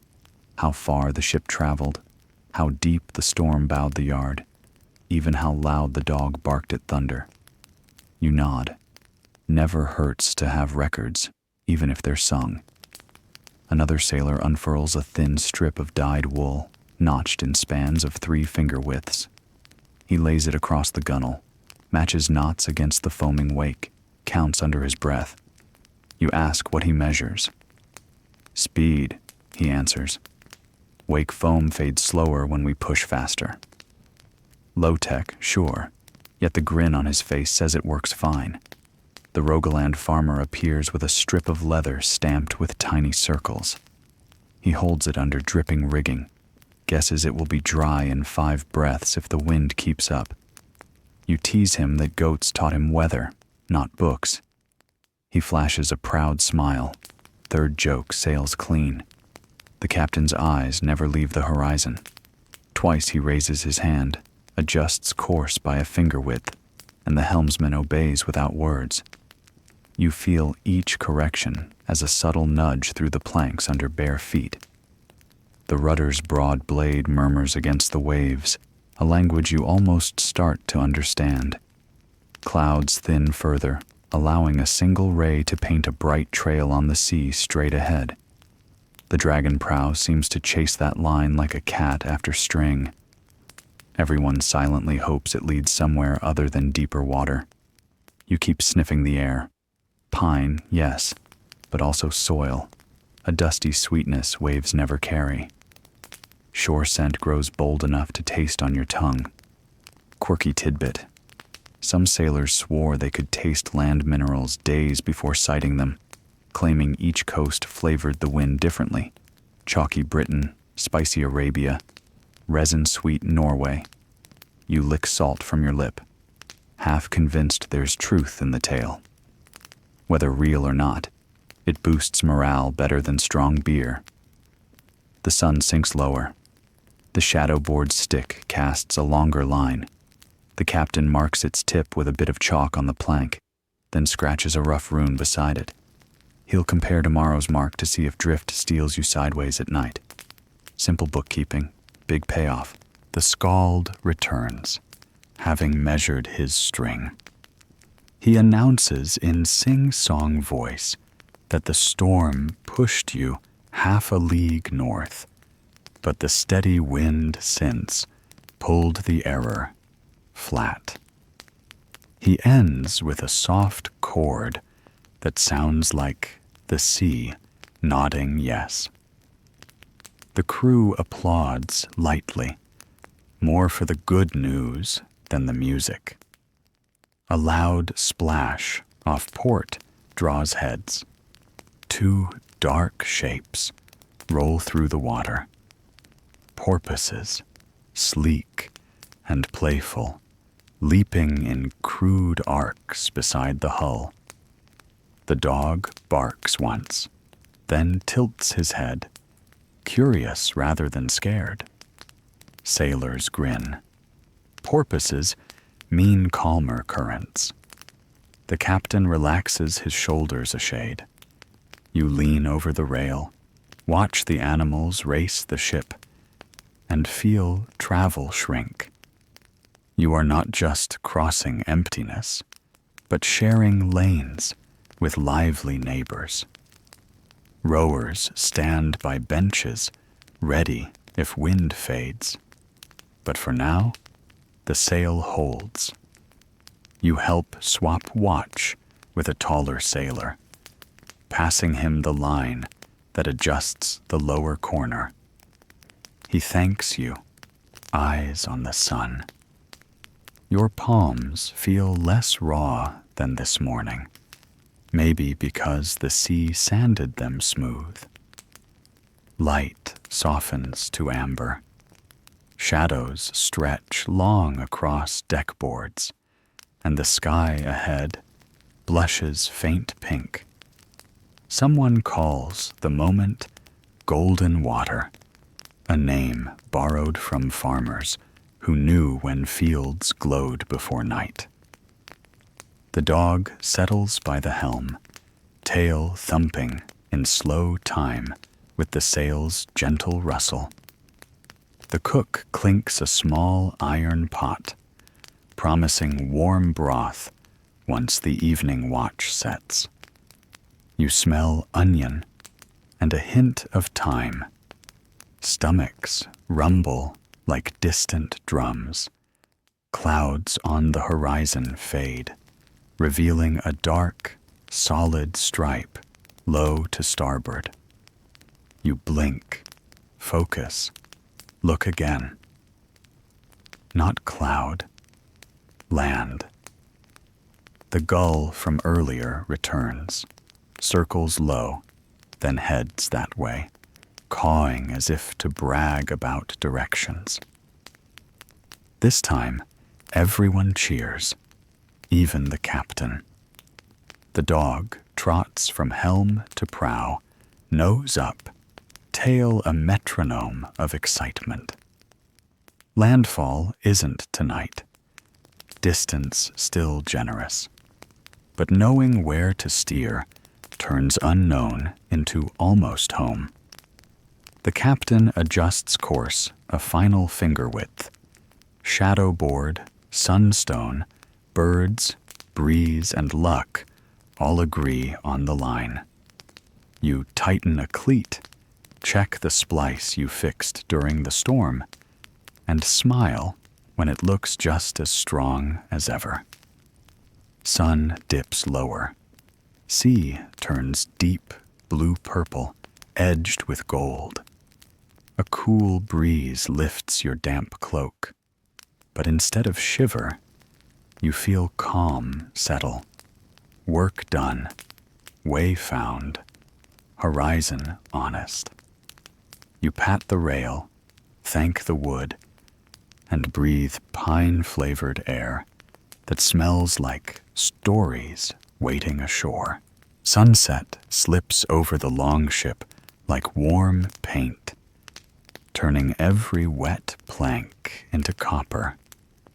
You feel it first on your face, a gentle glow that chases the storm's chill from your cheeks. Then watch it settle on the carved dragon prow until the wood looks alive again. Wind softens, but holds steady, keeping the sail puffed enough to spare the rowers. With land now a dark stripe behind the starboard bow, the captain calls an easy pace and leaves the helm to his second. A hush spreads, the kind that invites stories instead of chores. The skald answers that invitation before anyone else can. He pulls a small bundle from under the mast, a strip of whalebone, smooth as river ice, a bone-haft knife, and a brick of red ochre wrapped in cloth. Settling on an upturned sea chest, he flips the bone between calloused fingers, choosing which end will carry tonight's tale. You wander over. Rope burns, tingling less in the fading heat, and sit on a coil of spare line, close enough to listen, but far enough to dodge flying bone chips. Evening short or long, runes fit, the skald says, tapping the bone's edge like a drumstick. He makes a single slice with the knife, scritch, and a tiny curl drops to the deck. It smells faintly of old salt and candle wax.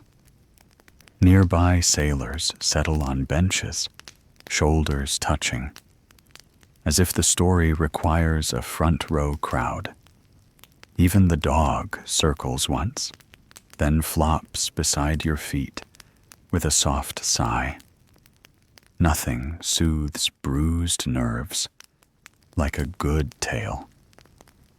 Mainstream fact: many Viking storytellers doubled as rune carvers, recording trade deals, names of lost companions, or snatches of poetry on bone, wood, or stone. Their lines were short, straight strokes easy to cut on hard surfaces, and their words mixed business with memory, because ink and parchment rarely survived at sea. The skald etches neat strokes down the bone, the pattern starting to look like tiny trees in a silent forest.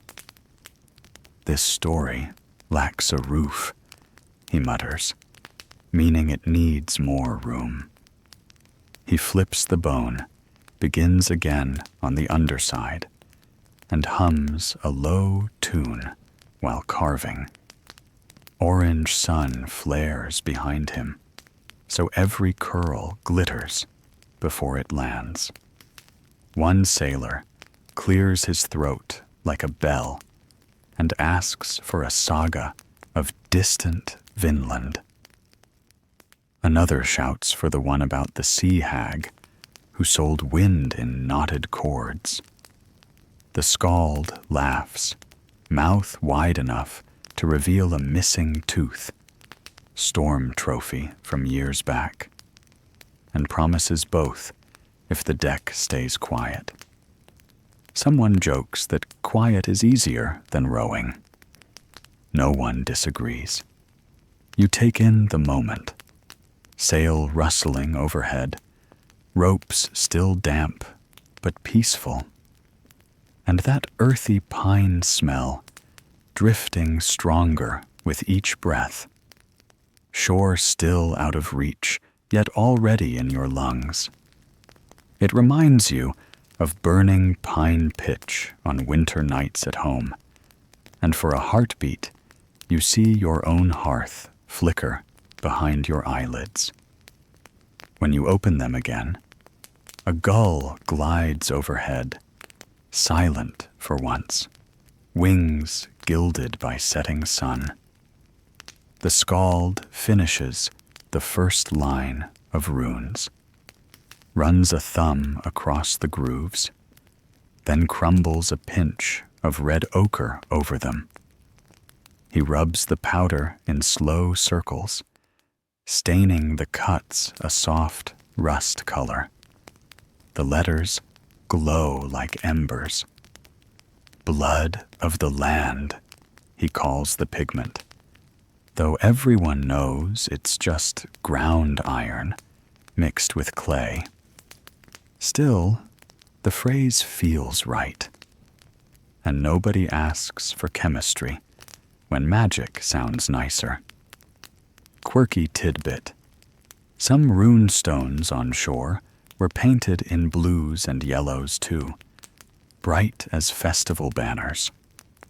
Sea salt ate most of those colors away, leaving tourists centuries later to think Vikings only liked gray rock. A shame, really. Monochrome reputation for people who loved a loud shirt. Night eases forward, turning copper decks into bronze and then into soft brown. The skald starts his first tale, how a small crew landed on a distant green coast, filled baskets with sweet grapes, and argued whether the fruit meant the gods approved new farms or just liked wine. Your mind drifts along the grape smell he describes, and you nearly taste sunshine on each skin. He spins the yarn in calm beats, letting long pauses hang like slow-moving gulls, never pushing the story faster than the listener's breath. Halfway through, he drops his knife, flexes sore fingers, and glances at you. "Your turn," he says, handing over the bone stub. At first, you think he's joking, until you realize he wants a fresh set of hands to color the second line. You pinch the ochre, scatter it over grooves that read like strange teeth, and rub gently until the powder vanishes into red words. Some letters look crooked, probably your fault, but the skald nods approval. "Runes know no vanity," he whispers, and everyone chuckles. First joke from his side, easy and light. Cloud banks bloom orange along the horizon. Stars peek through the higher sky, and the drummer, off duty, taps a soft rhythm on his empty water cup. The sound is barely louder than the slap of small waves, yet it anchors the story's cadence.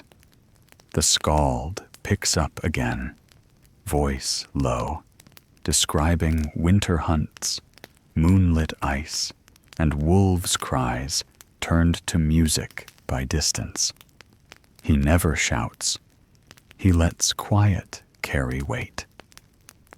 Historians still argue whether Vinland camp lasted 2 seasons or more, he says, pausing the narrative long enough to remind everyone that facts and fables share the same deck. Some scrolls swear longer. Some say storms chased them home. He shrugs. Pick the ending that lets you sleep. A humble admission earns respectful nods. Even the captain, leaning by the mast, seems to accept that uncertainty is just another wind. Second joke arises when the skald claims the first thing Norse settlers built wasn't a hall or a fence, but a sturdy privy facing away from the sea. Everyone laughs, because imagining proud explorers arguing over the best view from an outhouse feels unbelievably human. Even the dog's tail thumps twice. Dogs know humor when they hear it. He shifts to the sea hag tale next, voice dipping into dramatic hush. A crooked old woman in a gray cloak, standing knee-deep in surf, selling pocket-sized breezes to sailors. 1 knot bought you a mild push homeward. 3 knots could brew a storm behind your enemies. You grin at the idea of wind wrapped up like sausages.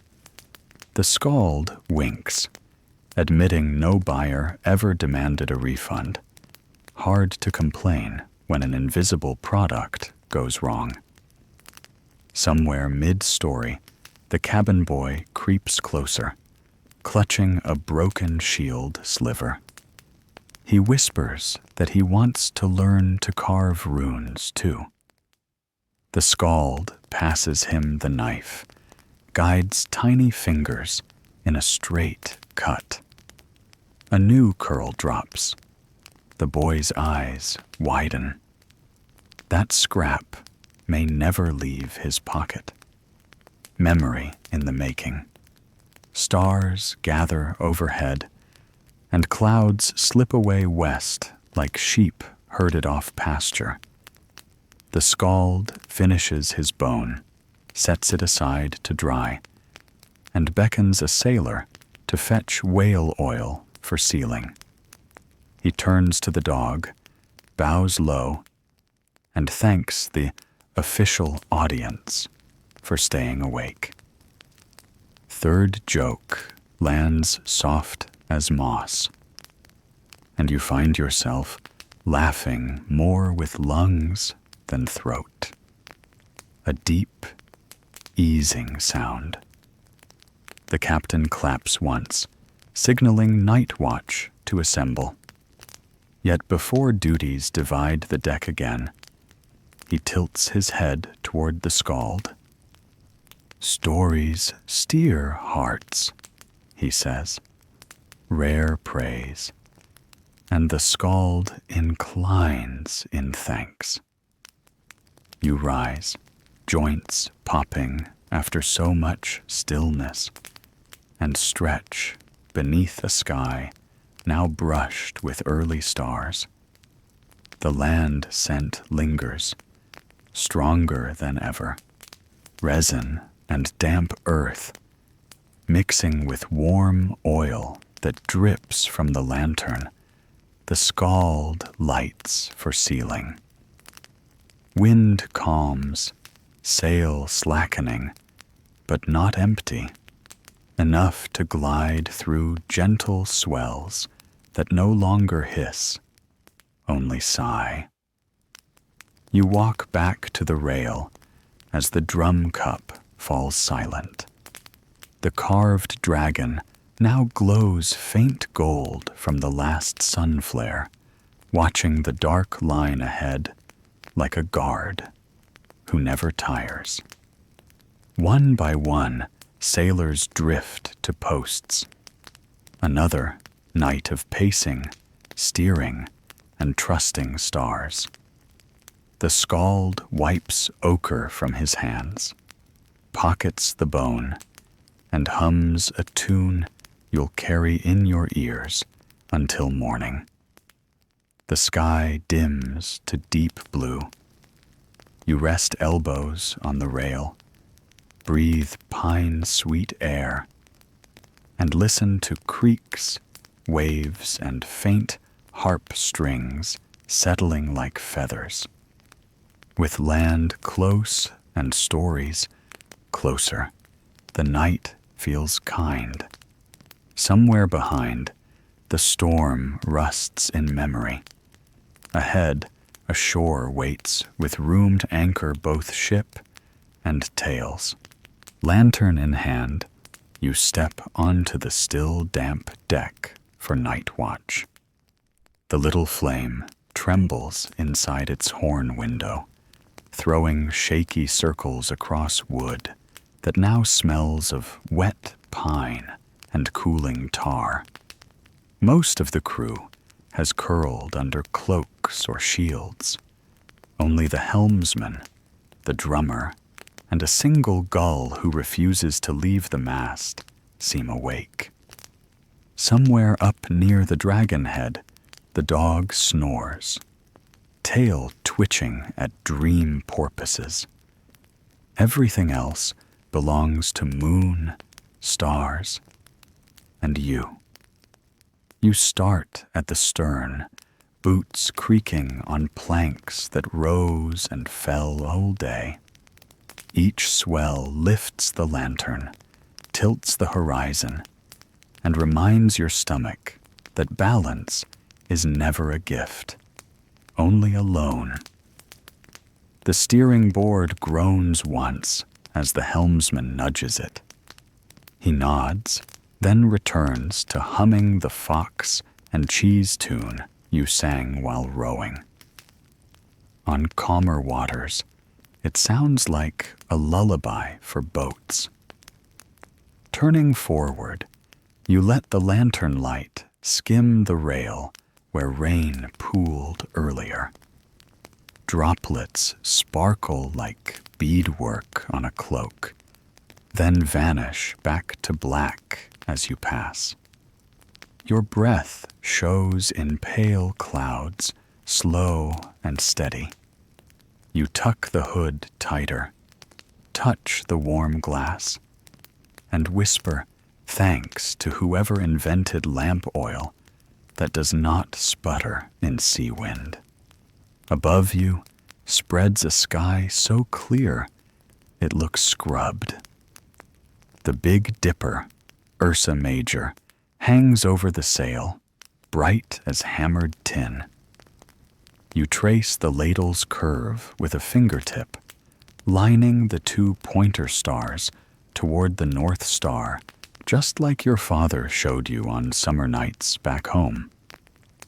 Mainstream fact: Norse sailors called that pole star Leidarstjarna, the leading star, using it to hold course long before compasses found their way north. Out here, with no hills or church spires for bearings, the star feels less like distant fire and more like a quiet supervisor. You pace to midship and rest the lantern on a brace. Its glow lands on the rope splice you fixed. Still snug, pine tar tacky, but solid. Seeing it whole again sparks a small swell of pride. An hour's climb, a handful of knots, and the rig held through a storm. Not hero songs, perhaps. Yet the sail would tell a different story if that line snapped. A faint thud drifts over water. You kill the joke forming in your mind, probably another loose bucket. Then realize the sound repeats, too regular for junk. You lean over the rail, let the lantern dangle, and wait. Wave, slap, hush, then a softer thunk as something wooden bumps hull just below. Could be driftwood, could be company. You peer into darkness. Nothing. But the hairs on your neck stand like bristles. You glance aft. The helmsman raises an eyebrow. With a slow hand, he lifts his own lantern, swings it toward port. No answer, but moonlit chop. You exhale, but not fully, filing the odd thump in the part of your brain that never sleeps at sea. Footsteps behind. Rogaland farmer, cloak half-buttoned, joining your patrol. He yawns wide enough to swallow his words, then mutters that the deck feels longer at night. You joke that it shrinks during rowing hours. He laughs, stifled by cold, and together you drift along the shield wall. Lanterns, twin fireflies on old oak. Ever think thieves might try a sneaky boarding? He asks, eyeing the black water. You admit that thought crossed your mind one slap ago. Historians still argue whether Viking crews posted full night guards on short coastal runs or trusted open eyes and lucky wind. Tonight, with land just ahead and cargo light on silver, you doubt raiders bother. But worry does push eyelids wider. The farmer taps a round shield resting by a bench. You remember when it cracked on a stray barrel in the storm. A rag still plugs the gap, good enough to ring an alarm if swung hard. Between that, the dogs bark, and 30 sleepers who wake swinging axes, a stealth keel would earn bruises quick. Lanterns dip as you cross the ship's low middle. Water sloshes under planks. It always does. A soft heartbeat below. The bucket you split earlier rests near the mast, halved like a melon. Someone wedged it under a bench so it won't roll and spook another watch. Small fixes keep calm afloat. A breeze slides down the sail, swaying it just enough to make the ropes whisper. You angle the lantern up and see high canvas, glowing silver, thinner sections, almost translucent against stars. It feels enormous now that you're not wrestling it, like walking under a quiet, moonlit cliff. Overhead, a meteor zips white, vanished before you finish blinking. The farmer gasps, crosses himself out of habit, then pretends it was a chill. You grin. Promise you won't tell the scald he got spooked by a sky spark. First joke of the shift lands. Tension eases, Past the mast, you spot the cabin boy curled near the dog, both tucked under a sail scrap that still drips around edges. You bend, adjust the cloth so water falls away from his face. He stirs, mumbles about grapes, then slips back into dreaming. Probably still living the Vinland story. The dog opens one eye, recognizes you, and lets out a low huff that might mean good work. You scratch between damp ears, tail thumps approval. Far ahead, the dragon prow cuts moonlight into bright shards.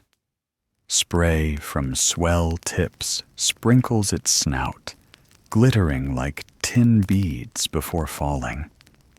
You remember the cabin boy wiping that snout earlier. Another touch of care nobody orders, yet everyone values. Little kindnesses keep wood and people together. Halfway aft again, the farmer stops, tilts his lantern toward the water, and squints. There, he whispers. You join him, see nothing. He insists, eyes narrowed. Then, yes, a shadow longer than driftwood slides past, then sinks away. Maybe a seal, maybe a log. You agree to call it a seal. Logs don't dive gracefully. Second joke floats up. At least seals can't climb ladders, so guard duty stands easy. The helmsman signals quietly, breeze veering 2 points starboard. He nudges the rudder. You and the farmer adjust a sheet, and the sail bellies anew. The longship shifts, all trunks and bones creaking in a single sigh, then eases back to rhythm. Even asleep, the rest of the crew must feel that subtle turn. A boat's body and its people's dreams share the same pulse. Your lantern sputters, oil low. You tilt it, coax flame steady, then unhook a spare flask from the mast peg. Pouring in the dark is like guessing the wind, but a steady hand wins. Wick brightens, casting fresh light on rope coils nearby. They look like sleeping snakes, ready to rattle into useful lines the moment wind quits. The farmer checks the sky again. Clouds bunch behind, but they glow on top. Moonlit. Harmless. No storms tonight, if luck holds. You remark that Thor spent all his thunder already. The farmer replies, Thor's goats still need exercise. Third joke lands, soft but serviceable. Lantern patrol continues. You walk slow circuits, each lap smoothing heartbeat, until worry drifts off the rail, lost in wake hiss. Shore scent grows strong. Pine, moss, something like damp soil warmed by day. A different thump now, gentle against hull. Floating sticks, maybe. Your nerves don't spike this time. Even raiders would think twice after that storm, and honest fishermen know better than to approach a dragon head silhouette without greeting fire. Toward shift's end, moon crowns the mast. Her reflection runs in torn silver across waves. You pause, lantern at thigh, and trace Ursa Major once more, proud to notice it has marched a handspan west. Time passes, ship travels. Simple proof that effort becomes distance. Watch relieved, you hand lantern to a bleary-eyed Dane. He thanks you, muttering that the ship feels quieter than his own barn. You suggest borrowing goats to fix that. He laughs, shakes head, and clomps away. Before slipping below the shields to your bedroll, you glance back at the rail. Water glows faint, land smells stronger than ever, and the repaired rope rests tight. No secret keel slaps during your shift, no rogue boards creak. Just normal night whispers and one shooting star. You breathe deep, tasting pine and salt and a sliver of calm that only dark water can gift. First light peeks over the rail just as your eyes slide shut, so sleep has to wait. A low, rolling whoomp rises from the sea, deep enough to feel in your chest. You blink, push up on one elbow, and scan the pale water beside the ship. There, only a dozen oar lengths away, a dark mound lifts from the surface, smooth as wet slate. A breathy spout shoots skyward, mist catching dawn's first pink. Someone at the bow shouts, "Whale!" And suddenly, every blanket and beard on deck sits upright. You shuffle forward, boots skidding on dew-slick planks. The dog trots ahead, tail spinning like an excited wind vane. A second mound appears, smaller, sliding alongside the first. Mother and calf, maybe, pacing the longship, as though curious about the carved dragon keeping them company. The larger whale rolls, showing one gray-scarred flank before sinking in slow motion. You swear the sea itself exhales. Rowers, half-dressed, half-dreaming, gather at the rail. No one crowds. Space and hush feel polite when giants visit. The cabin boy balances on a coil of rope, eyes wider than any horizon you've seen. He points, mouth open but silent, afraid a word might scare the pair away. A wave rocks the hull. Lanterns hung from the mast sway, spilling warm light across sleepy faces. You lift one hand in greeting, habit picked up from older sailors who insist whales notice courtesy.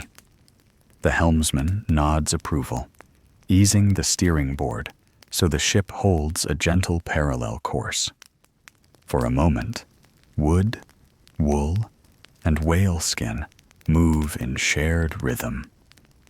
Mainstream fact: Norse crews often read whale sightings as good luck, believing the animals guided vessels toward rich fishing grounds or safe coastlines. Sagas mention entire fleets following pod routes, trusting the great beast's new hidden reefs better than any map. Seeing one so close after a storm feels like the voyage just earned a quiet blessing. The captain slips through the crowd, holding a small bucket of leftover herring tails from yesterday. He tips the contents overboard. Silvery scraps flutter into the blue, spinning like tiny flags before sinking. According to ship custom, that gift thanks the sea for mercy, and maybe persuades the whales to keep fortunes fair. Several sailors cross themselves, others tap thumb to chest in old pagan sign. Different prayers, same hope. A splash breaks right under the bow. The calf barrels up, spins, and lands with a slap that showers everyone at the front. The cabin boy squeals, half delight, half cold surprise. The dog barks once, shakes off spray, and appears to grin. You wipe salt from your lashes, laughing at the sudden bath. Someone jokes the whales are practicing bucket duty for you. The mother circles wider, her broad back cutting a lazy arc. Sun climbs another finger breadth, gilding the spray rising off her tail. At that perfect angle, the droplets turn to bright needles, rainbow shards falling back into gray.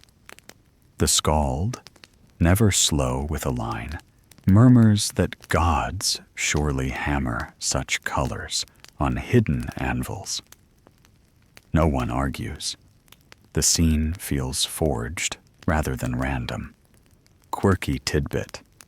A few Icelandic tales claim whales carry drowned sailors' messages stitched into scars on their flanks, lines that glow under moonlight if you read them with kind eyes. Standing here damp and dazzled, you almost believe a story like that could swim under your keel tonight. The captain watches the bigger whale dive. He says softly, "Deep breath means deeper water ahead." You nod, remembering charts that paint this stretch with steeper troughs. As if to confirm, the hull lifts on a dark swell, rolling under the keel, smooth and heavy. The longship handles it fine, but every loose cup clinks. A sailor near the mast whispers that some whales can sink ships if angered, then lists ports where hulls bear scratches as wide as oars. His friend elbows him, muttering that scaring luck away earns double chores. You smother a grin and tell them both the beasts probably prefer fish to oak. The tension pops like a bubble. Smiles return. A light rain of seabirds arrives. Arctic terns, thin and sharp as darts, plunging where the whale tails vanished. Fish scatter, silver flashes under glassy waves. The crew's eyes shine, half hungry. The cook mutters that supper just swam up to meet the pot. The gull on the mast screeches, either cheering or complaining about sudden competition. "Lines later," the captain says. "Let the sea settle first." Sensible, dragging bait so near a whale could tangle gear, or worse, insult the very luck you're courting. You tuck that advice away with others learned this voyage, like how tar smells sweetest right after rain, and how pine ghost can guide the nose when eyes fail. Historians still argue whether Norse whalers existed in our time. The skald adds, loud enough for all. Some sagas hint at small crews hunting smaller whales with iron hooks and floating sealskin bladders. Others insist respect kept spears low unless hunger ruled. Here, on this calm patch of dawn, no one reaches for a harpoon. Watching beats hunting when your stomach isn't growling. As if agreeing, the calf surfaces again, quieter now, exhaling a mist that drifts over the deck like cool breath on glass. The dog sniffs and sneezes twice. You catch a sudden whiff, fishy, yes, but richer, like cold kelp rolled in storm scent. It fades quick as it came. The drummer, off duty yet unable to resist rhythm, taps the rail 3 slow times. Thump, pause, thump, pause.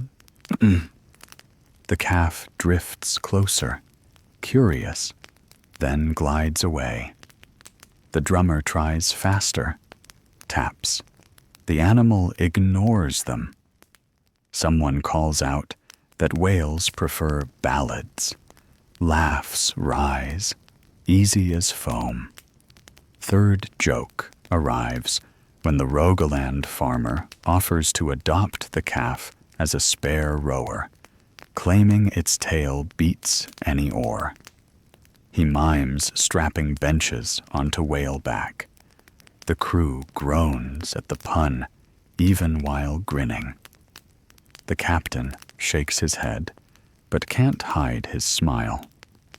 Wind shifts faintly, tilting the sail a whisper. The helmsman signals, hold steady, use the breeze. The ship edges ahead, passing the slower whales with respectful distance. You feel a pang as the pair fall behind, their dark shapes merging with silver ripples. You lift a hand in farewell. Several crew mimic the gesture. Silent goodbyes suit sea friendships. Within minutes, only calm water and wheeling birds remain. The chatter fades, replaced by soft clatter of sailors returning shields, cups, and stories to their places. Above, gulls cry, maybe disappointed the free fish buffet ended. Below, the sea rolls gentle, as though the whales smoothed every crease.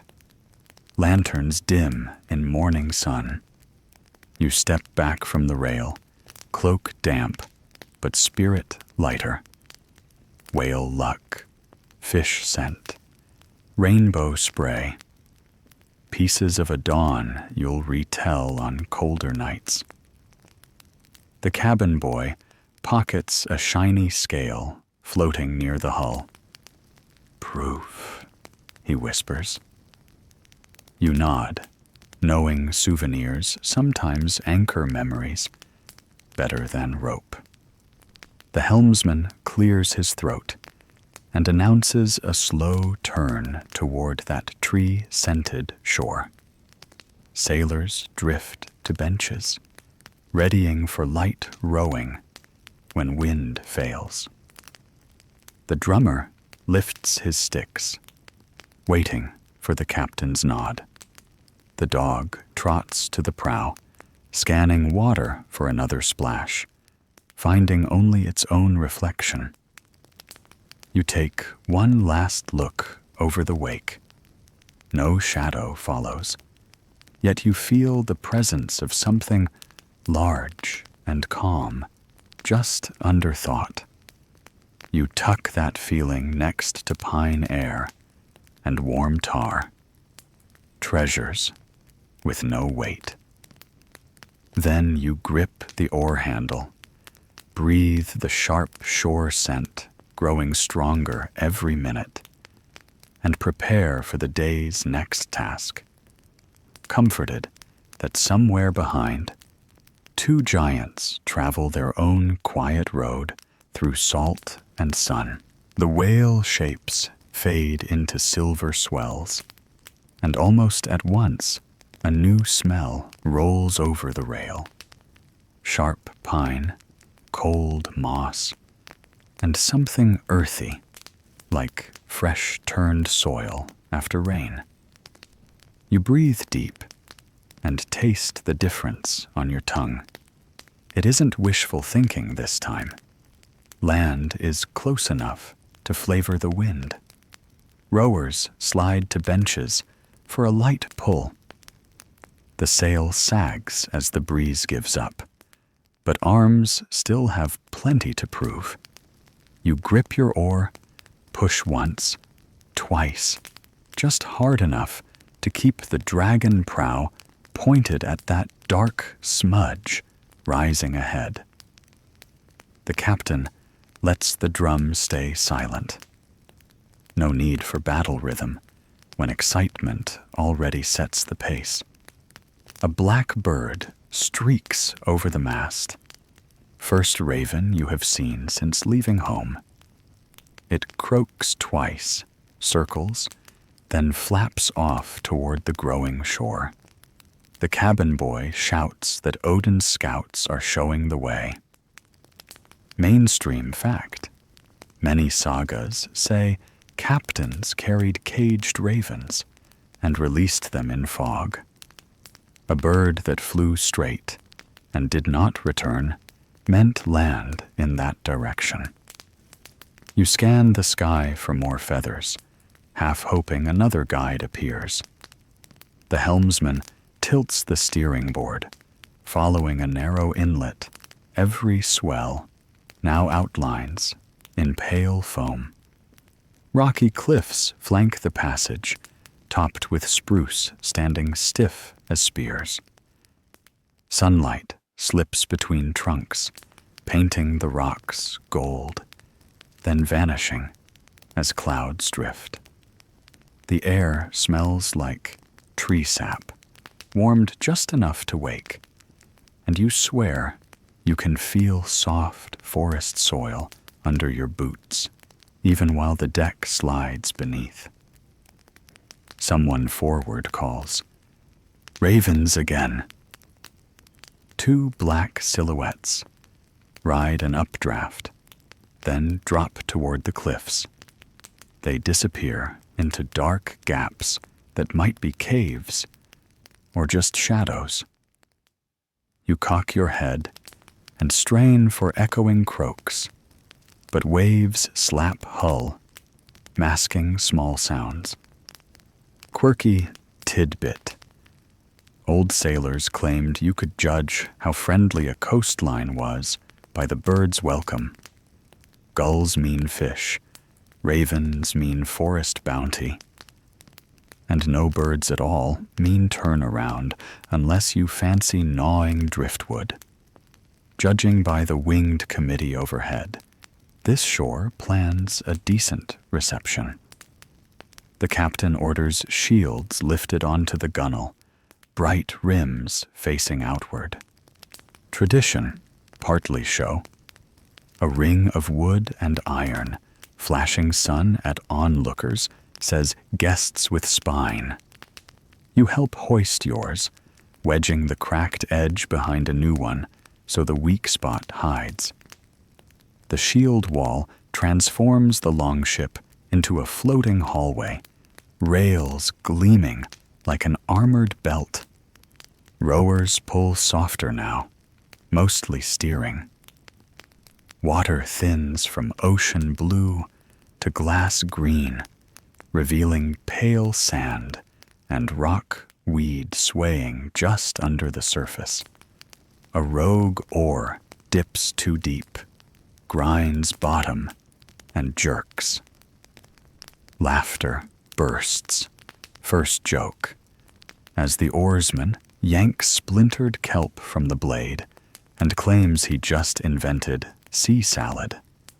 The farmer points over the port side. A line of foam marks where a creek tumbles out, carrying icy meltwater that fans across the bay. He spits, tests flavor, and decides it's fresh enough to drink if desperate. You tell him to bottle it before the gulls charge, second joke sparking another ripple of snorts. Historians still argue whether crews like ours carried small barrels for spring water or trusted boiling seawater, mixed with malt to keep thirst away. The skald says, stepping close to peer at the creek. Either way, that stream would save a lot of wood for fire. The cook perks up, already counting logs in his head. Closer now. You can see scraggly juniper bushes clinging to cracks, their berries blue as dawn shadows. One sailor licks his lips, dreaming of stew spice. Another watches the cliff faces for goat trails, fresh meat if luck holds. The dog paces the prow, nose twitching, stiff tail pointing like a hunting spear. He knows land dinners come with bones. The captain raises a hand. Oars shipped. Everyone draws blades in, laying them flat. Momentum carries the hull forward on silent wake. The carved dragon leads, sniffing the narrowing gap with frozen nostrils. Sun reflecting off wet wood makes its eyes seem to blink. You grab a coiled hemp line, ready to toss around a jutting rock, or, if the shore is kind, a weathered birch trunk. Anchoring stones, two round, flat slabs with holes bored through, sit beside your feet. Their weight promises stillness after long motion. The inlet widens inside, opening to a small bowl of calm water fringed by pebble beach. Birch and pine lean overhead in a ragged circle. A hushed ooh rolls down the benches. Even the raven, perched on a stump, seems impressed. Wings half spread, head cocked like a host about to greet guests. The hull kisses a sandbar with a soft crunch. Barely a jolt after days of heaving sea, but every spine straightens. You leap onto the beam, toss a stone anchor into waist-deep water, and feel the line jerk taut. Others follow, splashes echoing under cliffs. The ship settles, rocking gently, as though relieved to lean on something solid. First to shore is the cabin boy, skipping through knee-high surf, grabbing a handful of smooth stones like treasure. The dog barrels after, sending sprays of water over happy boots. Third joke lands when Rogaland farmer claims he hears the rocks greeting him by name. He'll answer after supper. You step onto the pebbles, last, letting cold water seep through boot seams. Land feels both steady and strange, like a floor that forgot to move. Pine scent hits full force, mixed with frost-wet earth and distant smoke. Maybe another camp deeper in the inlet, or just imaginary comfort leaking from memory. A gull drops a shell near your foot, then pecks it open to reveal tiny morsels. Free snack? The cook says no thanks. He prefers dinner that doesn't stare back. Laughter mingles with wind. Crew fans out, some scouting for dry wood, others checking ground for level spots to haul the longship. The captain kneels, scoops soil, rubs dark grains between fingertips. Satisfied, he stands and announces that by dusk the hull will rest on birch rollers, keel facing the stars for repairs and dreams. Voices cheer. You look back at the water. The wake lines fade, and in their place float drifting needles, pine cones, and a single raven feather. Black, glossy, caught on a lazy swirl. You pluck it out, tuck it behind your belt knot. A pocket-sized memory of this first smell of land. Evening chores call, unload tar pots, find fresh water, gather kindling. But for 1 minute more, you simply breathe, letting forest air trade places with every salty ghost in your lungs. The dragon head watches too, would smile wide as if it planned this greeting. Journey still stretches ahead, but tonight feet will press soil, not planks, and dreams will taste of pine smoke instead of tar. Twilight pours into the inlet like thin blue milk, and the longship finally settles nose first onto the gentle beach you scouted earlier. Pebbles crunch under the keel, then shimmy aside as the captain calls, "Rollers under!" You and half the crew wade thigh-deep, goose pimples popping while you heave round birch logs under the hull. The wood groans one last time today. Happier to rest on land than wrestle another wave. When the final oar splashes free, you haul it up, wipe gravel from its blade, and lay it across 2 boulders. Instant drying rack. A neat line of oars soon forms, each dripping a thin trail back to the sea, like the day signing its name on the rocks. Someone quips that tomorrow the oars will smell less like whale breath and more like breakfast smoke. First laugh rolls across the dusk and lightens tired arms. Anchors go next. 2 flat stones with hand-sized holes thunk into clear water. Ropes humming tight as guitar strings. The dog tests the nearest rope with his teeth, decides it passes inspection, and trots off to chase a crab sideways across the sand. Joke 2 arrives when the Rogaland farmer bets the crab will steer better than the captain's raven if they both get loose. Now the heavy job, turning the sail into a tent big enough for 30 bodies and 1 ambitious dog.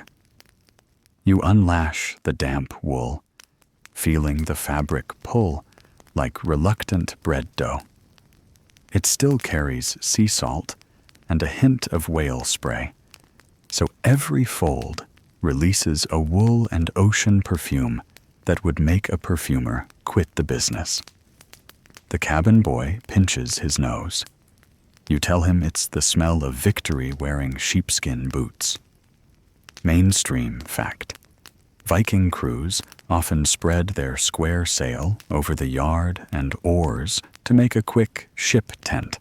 Walls pegged with spears, ridgepole propped on the mast still lying in its step. Canvas came later. Wool fat coated against rain did the job fine, even if everything inside smelled faintly of barn. 4 sailors plant the yard in 2 forked poles. Others tug corners, driving iron tent pegs into sand with the backs of axes. You cinch a guy line, then step back. The brown cloth sags here and there, but the shape holds. A long, low tunnel with flapping sides and just enough headroom for crouched jokes. Inside, shields lean against sand, painted faces glowing in lantern light like sleepy watchmen. Historians still argue whether entire war crews slept ashore every night or only beached for repairs. Your back votes ashore. Ground may be hard, yet it doesn't rock. While debate continues in books, your body writes its own thesis. Thesis title: Dry Sand Wins. Dusk deepens to indigo. You help drag a flat stone into the tent's mouth and build a fist-sized fire on top. Safer than sparking embers through wool. Sparks crackle upward, paint the sail's drooping belly gold, and chase damp air into the pines. The cook swings a soot-black pot over the infant flames. You smell onions, dried turnip shavings, and fish bits from the whale-blessed bucket. Joke 3 when he mutters that if land spirits want a tribute, they can nibble directly from the ladle.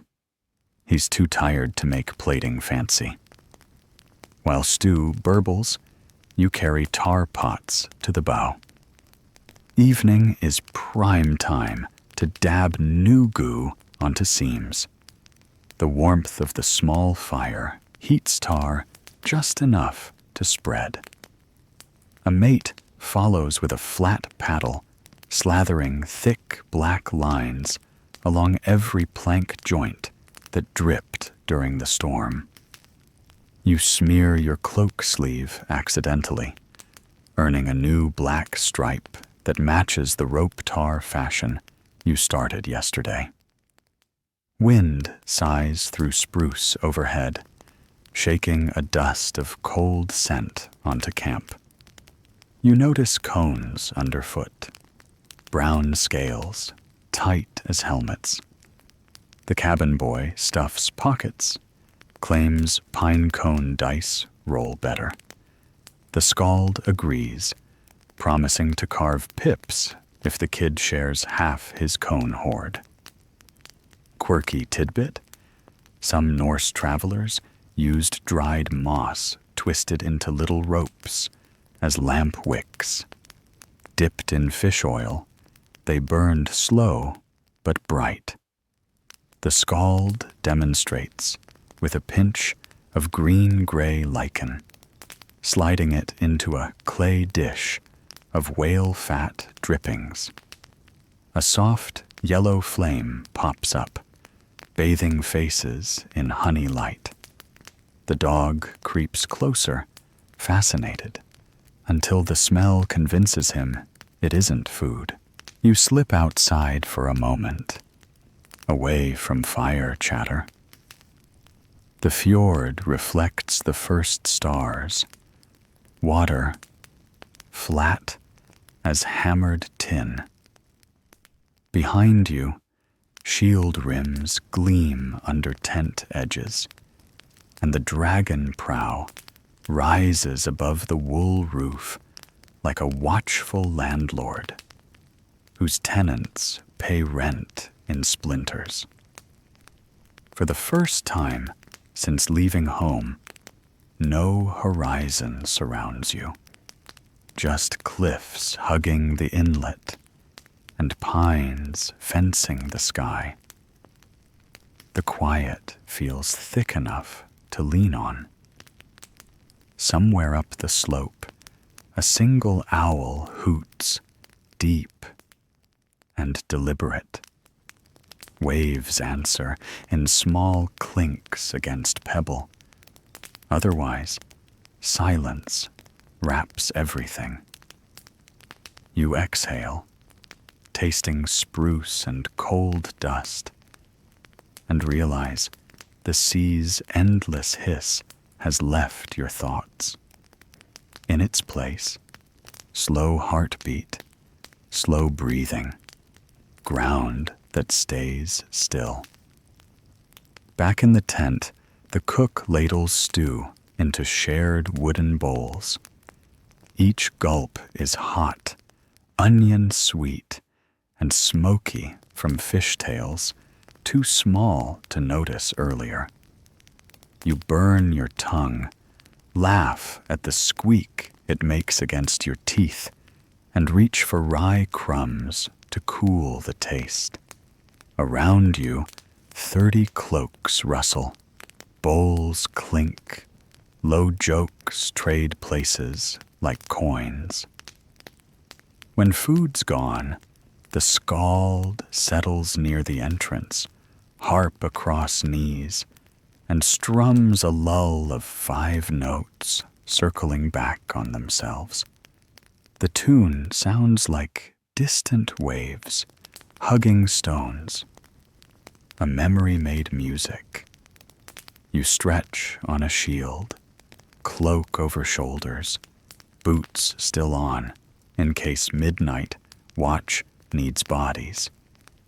The dog spins once, collapses beside your shins, and sighs so loud the harp pauses.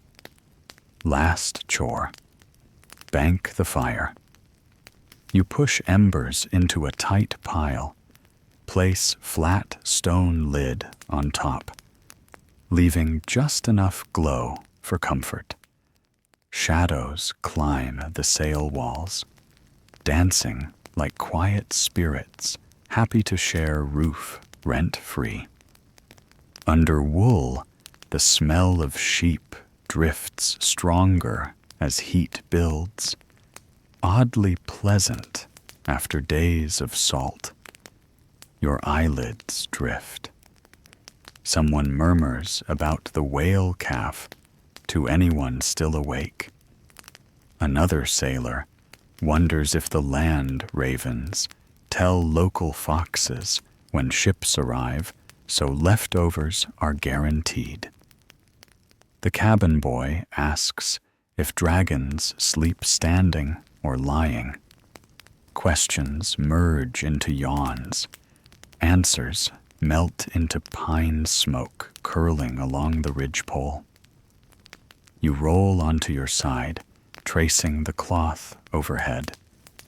Patches stitched after earlier voyages, each a small story sewn shut. Your finger pauses at one seam you fixed this morning. Still holding. Good. Storm seems a lifetime ago, but thread remembers. Outside, tide slips lower, sucking soft noises from sand under the keel. Anchors creak. A pine bough taps canvas like a lazy drummer. No wind argues, no waves shout. Even stars look sleepy, their glimmer dulled by the wool roof. Your body finally believes the day is finished. Breath steady, muscles soft. You let pine air fill thoughts until they float. Feather light. The ship, the sea, and the shore all fade behind fluttering eyelids. Tomorrow will bring scraping barnacles, mending oars, and maybe goat trails up those cliffs. Tonight brings only a wooden dragon, guarding a wool tent full of quiet dreams. You wake once just after midnight, half buried in the wool sail tent, nose pressed against a fur cloak that still smells of rain-wet reindeer. Outside, the ember-covered stone clicks as it cools, and the dog's slow breathing puffs little clouds that rise, twirl, and vanish against the dark canvas roof. The camp is quiet enough to hear pine needles fall, yet the inlet itself is busy. Small waves nudge the keel, gulls murmur in their sleep, and somewhere upstream, a night trout breaks the surface with a hollow plop. You blink, unsure for a moment where sea ends and shore begins. The captain's shape lies nearby, bundled in a bear skin bigger than some villages. Even off duty, he keeps one hand on the dragon-headed tiller blade he dragged ashore just in case. You grin at the sight. A man who cuddles a steering oar is either dedicated or lonely. The joke never leaves your lips, but warmth spreads in your chest all the same. You tug your own cloak tighter, testing its weight. Mainstream fact: Viking cloaks were often two-layered. Coarse outer wool blocked wind, while softer inner weave trapped body heat. A good cloak cost more than a sword, yet lasted winters longer, which felt like the better bargain on nights like this. You shuffle a few inches closer to the fire rock, careful not to jostle the shield wall stacked behind you. The painted discs glow in red ember light. Wolves, knots, suns, all smudged with smoke from supper. In daylight, those designs scare enemies. At night, they look like bedtime pictures. You run a fingertip along the crack in your own shield, feeling dried tar sealing the split. Best bedtime story. Once upon a storm, we stayed afloat. Across the tent, the cabin boy snores, fist still clamped around a pine cone. Die. Each exhale whistles through the gap where his baby teeth once were. The scald, propped on an elbow, sketches runes in soot on a scrap of plank, maybe testing lyric ideas before morning. Historians still argue whether dreams foretell raids or only echo yesterday's stew.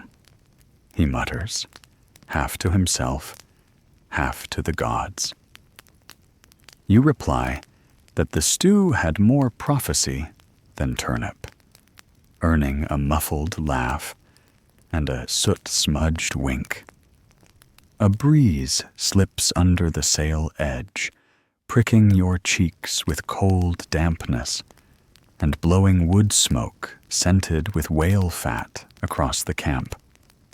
The dog's ears twitch. He rolls onto your feet, trapping them like warm stones.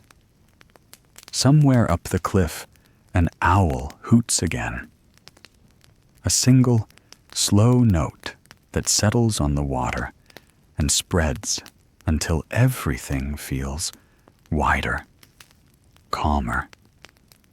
You close your eyes, trying to follow the inlet's easy heartbeat, but your mind wanders to tomorrow's chores, scraping barnacles, patching the spare mast peg, maybe scouting for juniper berries to freshen the hardtack. A quiet groan escapes. Thoughts weigh as much as logs.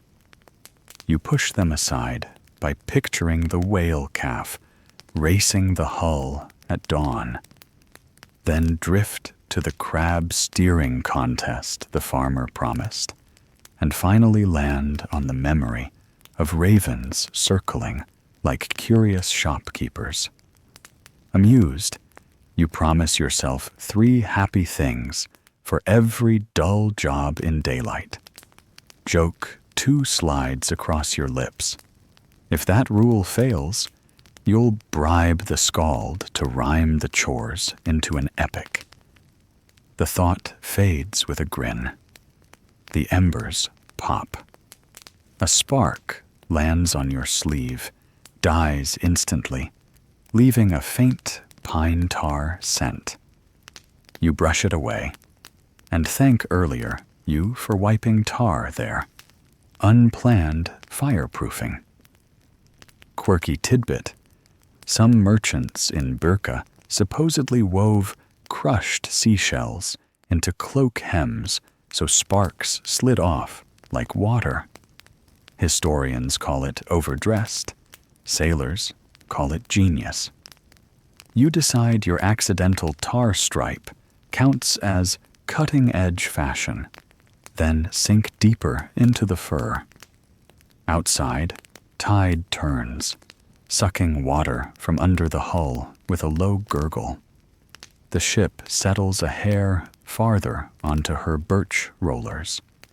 The motion is gentle, but every sleeping body responds with a collective sigh, as if the deck spirits finally found a bed.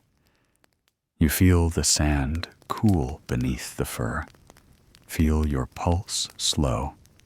Feel eyelids drift half-closed. Joke 3 whispers when you remember the farmer betting the crab could steer. Given how smoothly the ship just parked itself, you suspect the crab may already be on the payroll. Your last clear sensation is the mingled breath of many sleepers warming the tent. It smells of smoke, salt, onion, and distant meadows no wave can wash away. You let that simple scent anchor you, float one more heartbeat in quiet, and then the inlet, the tent, and the painted shields all fade into a darkness softer than any cloak.